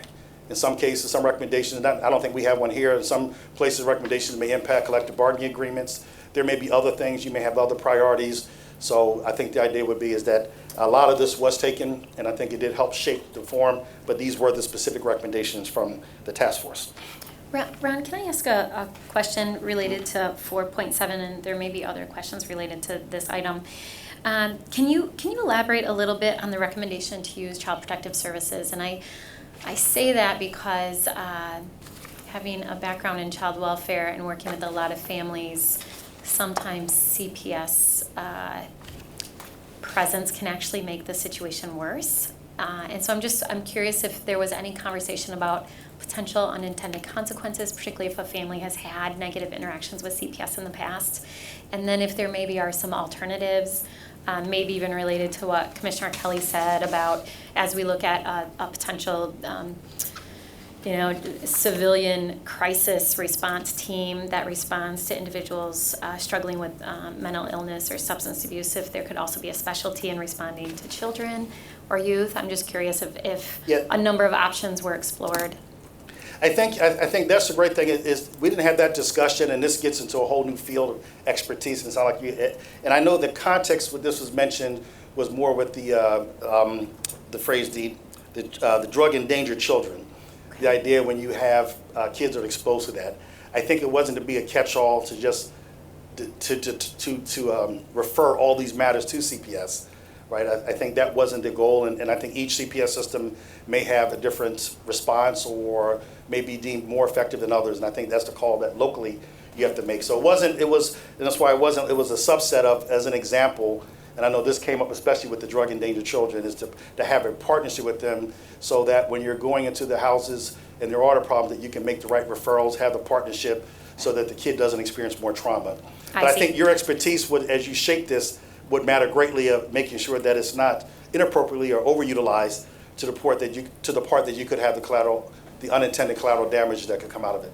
That's helpful. I mean, if it's reactive, I actually think this is an area that the department excels in, their relationship with CPS, whether it's responding to child sexual abuse or where there's drugs in a home and children are exposed, or even domestic violence between DART and CPS. I feel like there's a good system in place for that. I was thinking this recommendation was meant to be more proactive, where CPS would be called to respond to incidents or cases more proactively, maybe where there hasn't been. There's one part we did take a look at, which is the next one after that, and this is based on the idea, if you look at it, having CPS on the ground when children are involved in an arrest environment as proactive intervention. So there's a more growing body of evidence that suggests that when police officers, let's say for example, you serve a search warrant inside of a house, and there are minor children in there.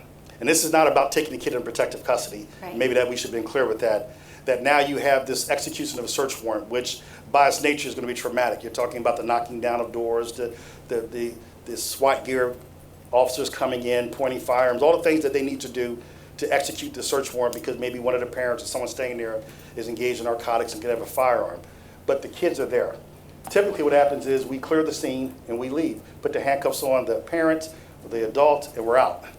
And that family is left. That kid who's watched that is expected just to go to school an hour later because we're going to crack the door at 6 o'clock in the morning or whatever time it is, or late at night. That next day they just go there, and that trauma is tremendous. So the idea now is that we recognize that we shouldn't leave like that, that we should get a hold of CPS, or I think in the absence of CPS, a community-based organization that can provide counseling services to help the family deal with the trauma of having a parent arrested and having to see or be a part of such a process. Otherwise, I think that's where we were alluding to in talking with the task force, is not just that some of the enforcement activity, although it, as mentioned, is necessary, can have that unintended outcome, and that youth then, we don't want to put him or her on that track. Yeah. So maybe it's not CPS, it may be something else. That makes perfect sense. And I think in our community we have a lot of great resources of organizations that support children and are very much trauma informed. So thank you. Yes, ma'am. Mayor, if I can add go ahead. to that, I think exploring that further is really important, having been a public school teacher, and I'm sure we've got a couple of school board members here too. I know that I would get kids the next day after a trauma like that and not necessarily have the resources or the time to to address it. And it would be wonderful to see something set up so that an officer also comes around and to talk about proactive in an empathic role so they're not just seeing enforcement, but they're also seeing, yes, we understand that this is a trauma. And we also got a lot of students back to the cultural competency or intelligence who would come from other countries where they had experienced trauma. When I was there were a lot of Somalian kids, and we really didn't have enough information about what they'd experienced, and then to know, or the training to know how do we address that, because they went through some horrific things in their country. So we would regularly we have so many different countries and languages within the school system, and so again, I think that kind of training is so useful because it's going to be not just in the schools, it's going to be in the whole community, and when we need to provide our officers with the training and the support that they need to address that and to be prepared for it. Yeah. This goes to the recommendation about providing also the training about adolescent development and understanding that. And this is just, I'm going to speak for myself, in close to 30 years in law enforcement, is without that training, and this is a new for law enforcement, for probably education and for social services, this has been a known fact for generations. For law enforcement, it's just now crossing into our field that we're using words like adolescent development. And so you're going into that house as an officer, and you've worked on this investigation, you've want to get the bad person off the street that is poisoning the street with drugs and violence, and this is the one that you spent the time and effort to do it. Use the phrase, you crack the door, you make the arrest, you recover the evidence, and you know you're doing a service to the community, and you're just not even thinking about the 3 kids inside that house that are watching that. And so understanding what comments you make, that's still, whether the person needs to be held accountable for their crime, but doesn't mean they need to be disrespected in front of their kid. It doesn't mean that you just leave them and that the children are, there's nothing following it. And so that kind of training for the officers, even if it's just a conversation explaining, that we're just taking your dad, he's got, something that would be a little bit more responsive to the young person, especially some of these kids could be as young as 5 and 6 that are witnessing that. And we know there's a high level of, believe it or not, PTSD in youth that are living in areas where there is high levels of crime and violence and police interaction. So I think there's 2 parts to that. One is making sure that the police officers are not social workers and not experts, but having enough information to understand the impact the actions can have, and to be able to then refer to the services to bring professionals in there to help out and to do what they can, and in talking with them, I'm sure they have no objection of making sure that kids are okay. Right? That does not defeat the purpose of holding somebody accountable that did something that should be held accountable. Ron, do you want water? No, I'm good, thank you. Okay. And Ron, I'm sorry, I have to step out to a speaking engagement, so I'm going to have Commissioner Lanier, the president of the commission, step in right here. Okay, good to see you, Mayor, thank you. And we're at the last 2, so I apologize for the time, but you guys have excellent questions, and I'm going to make sure you're able to ask. The next area was community policing and crime reduction. And we put these together as we did with the President's Task Force, because too often I think I would like the crime reduction in the future to be silent, absent, and already assumed to be part of community policing. They're not separate. But until we get to that point, we keep saying community policing and crime reduction, so that there's a link between that community policing is not just a program where you play with the kids, that community policing includes how you fight crime, the strategies you use, and the impact that it has on the community. So the first recommendation we have, and we think it's a very important one, is that community policing is not just the responsibility of the police department. It is usually set by the governing body, the commission, the city council. So recommendation 5.1 is recognizing that community policing works best when it's supported by elected leaders and is a subset of community-based governance, that the task force is recommending that the mayor and the city commission should adopt a resolution that mandates community policing as the operational philosophy of the police department and require all city departments to contribute to enhance public safety through community collaboration. And that is this body setting at the highest level that this is the expectation of the city, that this is the operational philosophy. And the key part we have is if you would accept this recommendation and adopt it, that all city departments, because what ends up happening is the police department is not the only department responsible for public safety in the community. If it is, then the old phrase comes into mind: if all you have is a hammer, everything looks like a nail. What you want the police department to be is the lead organization in which it can facilitate responses when appropriate. And that responses can be public works, parks and recreations, it can be the school system, whatever the response is going to be there. As we talked about all these referrals, that the chief and department has to be supported by the rest of the department as well, so that this resolution would set this as the mandate for the city. 5.2, that the department should develop a citywide community policing plan that incorporates crime reduction strategies, community engagement and partnership, and police department oversight. 5.3, which I alluded to earlier, that the department include community members in the ComStat process. This process is a very good process where the department is already engaged in that. It's one of the progressive departments using it, where they, on a regular basis, are measuring the kind of activities and measuring crime and the responses to crime. It's a good internal accountability mechanism. We're recommending that they add community members or invite them from time to time to that process to be able to weigh in, so that when you're evaluating the response to crime, that evaluation is not just a statistical evaluation, but it's also a community impact evaluation as well. That 5.4, develop a patrol strategy that allows officers time to engage with the community in enforcement activities. I'm gonna come back to some of these. 5.5, require what we call POP, problem-oriented policing training, to all officers. And this training teaches officers how to solve community problems in partnership with the community and through a model that is comprehensive and evidence-based. 5.6 is incorporate the core principles of community policing, engagement, collaboration, problem solving, and building trust and legitimacy in the performance evaluation process. I'm gonna come back to the other one. This one is important, is to have, you can pass a resolution from the city that sets the global direction for the city. You can then, the department can have a citywide community policing strategy that incorporates all the crime strategies and community engagement. Then the next part is making sure that officers are evaluated and measured on their ability to carry out those specific policies.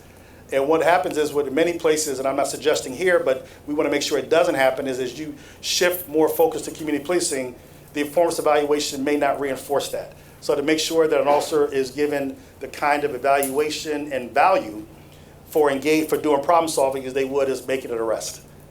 And that there are non-enforcement activities to solve problems, removing blight, working with the community, understanding the nature of the problem we call the problem triangle, that's looking at the location and the offender and the victim, and looking at all of it together to solve a problem, and incorporating all the best practices, that the performance evaluation can highlight that and give credit to that, so that it's a continual encouragement to do it, and a way to hold people accountable when they don't. And then 5.7, beat officers should be required and given the time to initiate and complete a POP project on a quarterly basis. And this is a starting point. That number may change depending on a lot of things, but the idea would be is community policing can't be a group of officers or a unit. And a lot of departments will create a unit, community policing units. And if the beat officers or the patrol officers are not engaged, then it allows a beat officer to say, community policing is what they do in that unit, not what I do. I do real policing, they do community policing. And what you want to identify is that every officer and every civilian, dispatcher alike, has a role to contribute to community policing. That doesn't mean that you may not have a special unit that is a liaison and coordinating and doing a lot of activities that a beat officer may not have time for because of the calls they're going to, but it can't just be their responsibility. So how you link that, how you coordinate that is very important, and they got to be given the time to do that. 5.6 is that there's a specific incentive program, which I was alluding to, that recognizes and highlights people that are both sworn and civilian that are engaging in problem solving. Now, all of these community policing ones, we have some robust discussions with, and I'll let the chief speak for this. A lot of these, and probably you would know better than I, have been some of the programs that the police department has done in the past. And I think with some of the staff reductions, and this is where you have to make that decision, you do your staffing analysis, is do they have the resources to do it now? So if you're going to do a POP project once a quarter, if you're going to give officers time, a beat officer, to get out his or her car and to get to know the community, depending on how many officers are on a shift, how many calls they got, the priorities that are set, that may not be a very feasible or a tenable recommendation. So these 5.1 to 5.8 fit really into that staffing and employment analysis. And that's why the question is going to be, as you look at the analysis, you have to look at more than just the cost of service. What is it that you want from the department?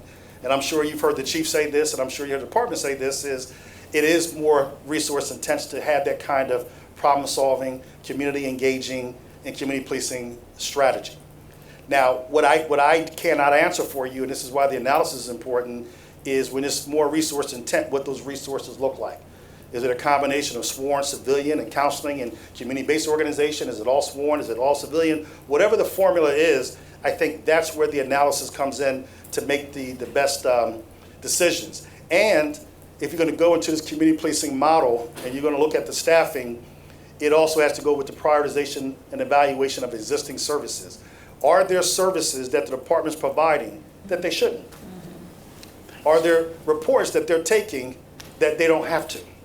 Where maybe a sworn officer doesn't have to. So all those discussions have to be into play as you're making the decision on how to not only staff the department or how to support staffing requests, but also what expectations you should have for the department. So that was community policing and crime reduction, and that is very much linked to the staffing and employment. The last area we looked at, which was important, recruitment and hiring, and one of the task force members said it best, also retention, even though we don't have the phrase in there. And we looked at this area because it's the idea that a department that reflects the diversity of the community is more likely to be representative of that group. And so this is a big challenge. And I think one of the things the chief will share with you, this challenge of diversifying law enforcement is really not unique to Grand Rapids. It is every police chief I'm talking with is having this challenge. So something like the training section, this area should have a lot more recommendations, except for, as we went through your process, you have a tremendous process. The way the HR department is running and the way they're partnering with the department and the community and the outreach services and the strategies all working within a process is excellent. It's one that we will probably, as we move forward, for my firm, will use as an example. So you're doing a tremendous job at that. You have some regional challenges that are not going to go away because of the demographics regionally, some other challenges with departments. And so it's going to remain. So there's a couple recommendations we have, and you'll see that 3 of our 4 recommendations has the word continue because it's already being done. So we're just making sure that we let you know as the governing body that hopefully you will provide support for this to continue. The first one being that the city and the police department should continue its recruitment outreach efforts with a specific focus on minority recruitment and retention. And we are definitely using the word continue because that's happening right now. And I think there's some good brochures and information that the city has on that effort. 6.2, that the city and police department continue the intern program, provide sufficient resources to increase participation. This is the one that we usually get to recommend to departments because they don't have it, but you guys already have it. Not only do you have it, you're evaluating it, you're adjusting it, you've already identified where there's ways to improve it. So once again, we use the word continue. And at 6.3, that the city continues to use community members as part of the interview process.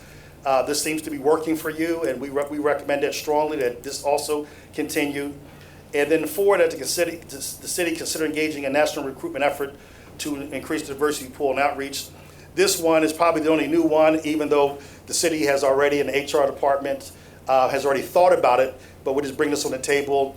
Because of the demographics of the city, the region, the law enforcement challenges, how some of the qualification pools work, I think from a state testing point of view, which is not under the control of the city, some of the competitive nature of it, you're already at a huge disadvantage in getting minority candidates. And you're competing against a field that is just, thankfully, and I'm glad to hear this, that is just really trying very hard to recruit.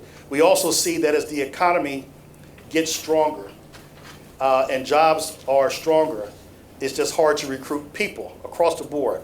Women, men, white, black, into law enforcement. So we're having a recruitment challenge in the profession as a whole.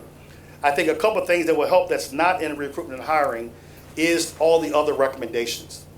And as a minority who served in law enforcement for close to 30 years, the question I would ask, the question I think my son or my daughters would ask that are at the age where they can be cops is, 1, what is the likelihood that I get to advance in the department? So when I look at your police department, can I see diversity?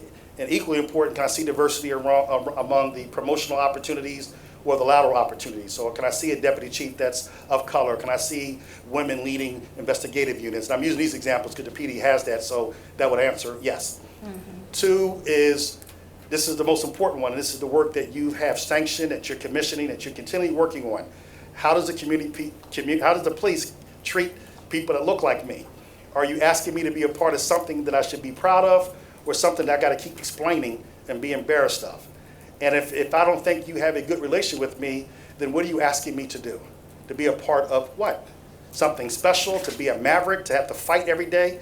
What is it that we're a part of? And so as you are moving forward with this effort, as you are working to address the issues, that is also a recruitment tool, because what you're recruiting people to do is to help make the department better and better and better. That means you're asking them to become a part of something special.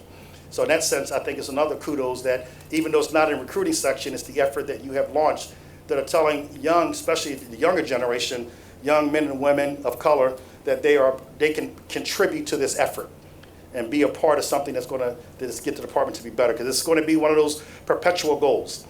And so this is important, and with the national recruitment is you may have to step out the region. If you're struggling and your attrition rate is, hopefully won't be so high that you keep having a lot of vacancies, but as you move with your staffing analysis, as you have the natural attrition rate, if you can't find them in the region, you may have to continue the discussion and consider if you have to go outside the region to recruit. And that's not a bad thing. I mean, I will put more emphasis on, quite frankly, 6.2, which is more the build your own, that you have an intern program where you're investing in young people that's already in the community and investing in them to get them to build them up to the point where they may want to be police officers. So that would work, but that's more down the line. So that's the end of those recommendations. And if I can just close by saying this before any additional questions, is it's been, I've had the ability to work with a lot of departments and the city and a lot of cities. You definitely are facing some challenges that this is just one step and many that need to be taken to address it. And I don't want to send out a false message to the community that all the problems have been solved, because all evidence will be to the contrary. But the way that you responded as a commission in putting this together and asking for the disparity report and then responding to that should be lauded and should be really appreciated by the community is rare. And it's a great example for the rest of the country to follow. And I will say this, and I will say this comfortably on behalf of the task force and on behalf of my firm, my principals, you have a very good police department. It's very progressive. It has sound policies and practices. You have 38 recommendations in which some things can change, some things can get better. But what we've seen out of it, I think, is the strongest part of all, is the willingness to listen and to learn. You had rank and file, you had command officers, not just the chief, because in many cases, the chief, by his or her nature, you hire a progressive chief, they're going to provide the leadership. It's the day-to-day rank and file men and women that really matter, not to minimize the chief, but it's that day-to-day rank, and they sat at that table and they listened. And there were some debates, and there was some stubbornness on all sides, and that's to be expected. But ultimately, they listened, they engaged, and I think that says a lot for the future of the department and for the community. So it's been our pleasure and honor to work with you. I will give you a heads up, because we're going to cut and paste this and give this as an example for many departments and police departments in the cities, because I think this model is the way to go, and you should be applauded for your effort. And I think these 38 recommendations will help. I look forward to, once again, and I congratulate you on such a success, because this is the work that you commissioned, that you started with. So thank you very much. Thank you so much, Ron, for this robust presentation. I know we don't have a whole lot of time, but I want to make sure that if you weren't able to get your questions answered during the presentation, that here's an opportunity for you to do so now. I also want to acknowledge Renard Ross, member of the Grand Rapids Public School Board and co-chair of the 21st Century Policing Task Force. So thank you for your service and the time and the energy that you've put into this. So any remaining questions, colleagues? Commissioner Jones. Yep, thank you, Commissioner. Thank you for the overview, Mr. Davis. Greatly appreciate your insights, as well as your the commentary that you provided with a number of the recommendations. I would like to ask that as the task force continues, I'd like to make the request, I have some interest in any data, any findings, or any recommendations regarding oversight practices as compared to other communities in the upcoming report. When I talk about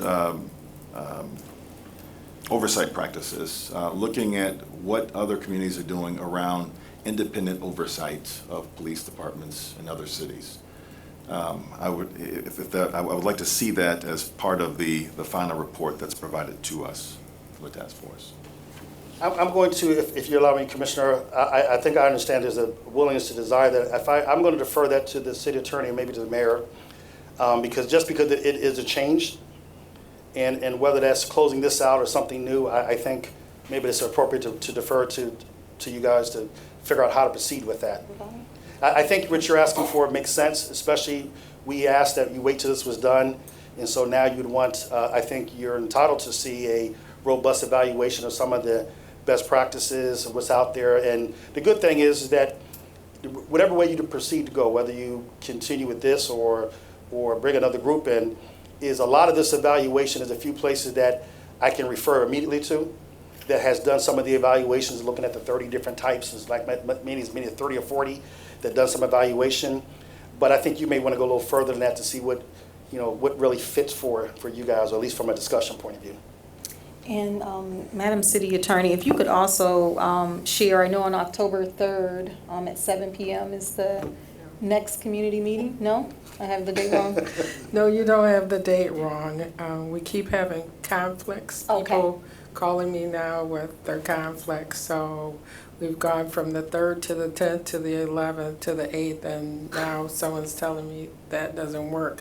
So we have to have some discussion more about the date and hopefully get that out to you no later than tomorrow. Okay. And then, then we can communicate that to the public so that they can then hear the recommendations that are being rolled out. And it's my understanding they would have an opportunity to weigh in on some of the recommendations. Is that correct? Okay. Correct. Our communications department is on standby. As soon as we get the date and time in place, then we will get that out to the public more than once, a number of times, and then the expectation is that we will present the recommendations, and in addition to presenting the recommendations, 21CP will do their assessment of the police department, which is independent of what the task force recommendations are.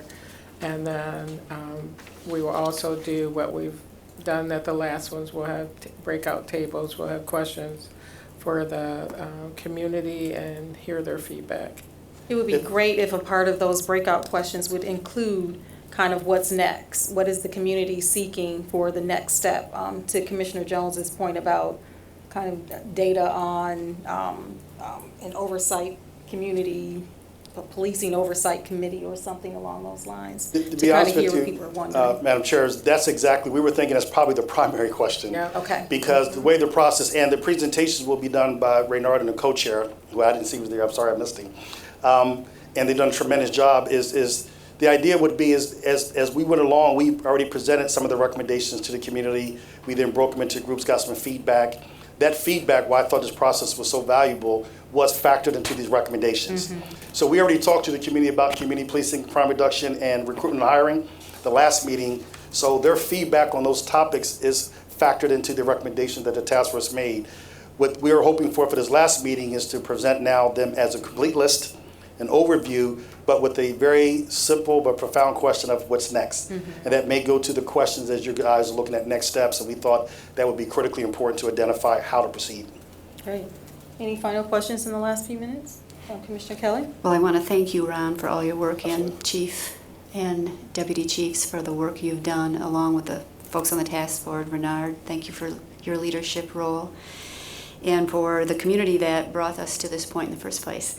I appreciate, too, your comments about more females in the police department. I think that can make a difference, and we haven't really focused on gender as much as perhaps we should have, so I appreciate that. Would love to hear more from you about what sectors to recruit from, so that we're maybe, I know years ago ICMA recommended that we look at schools of social work, not just, for example, out of the military, but there are many other sectors as well. And then for the chief, I think, there are lots of recommendations here. Many of them have to do with measurement. One thing that came to mind as I was listening to you, Ron, was to look at the demographics of the city. We've always tried to, with our appointments, try to match those demographics. And if on an annual basis we could kind of compare what we those who are employed in our public safety departments, not just the police department, but fire as well, because we're already looking at that through the entire organization. But as we review these measurements, we take a look at where are we in terms of hiring and employing people who match the demographics of our city. Yep. Right. Good point, Commissioner. So any final comments? I just want to remind us of the rest of our schedule for today. We have economic development at 12:30. Lunch is in the city manager's office. And so 12:30 economic development and civil services at 2:30. And Ron, how long will you be around, just in case any of my colleagues are interested in having a one-on-one quick conversation with you? I'll be here the rest of the day, only till tomorrow. Okay. And just one last comment I didn't mention is, I know you already know this, but one of the things that happened during the process was the police department's accreditation. Besides being a good achievement, one of the things that I think hopefully was noted to you was I actually talked to the accreditation commissioners as part of the process, and I believe they cited your decision to put the task force together and to respond to these challenges as one of the positive factors in the accreditation process. So once again, I think that goes to your leadership as a commission, and when you got the study report, not just getting the report, but doing something with it and turn it into action. So thank you. Thank you for sharing that. Thank you, Chief, Deputy Chiefs, for your participation and dedication to this work. And Commissioner Moody did pass along some information on this cultural intelligence that he spoke of earlier in the meeting. So thank you all for being here, and we'll see you at the next time, and this evening, obviously. Chief.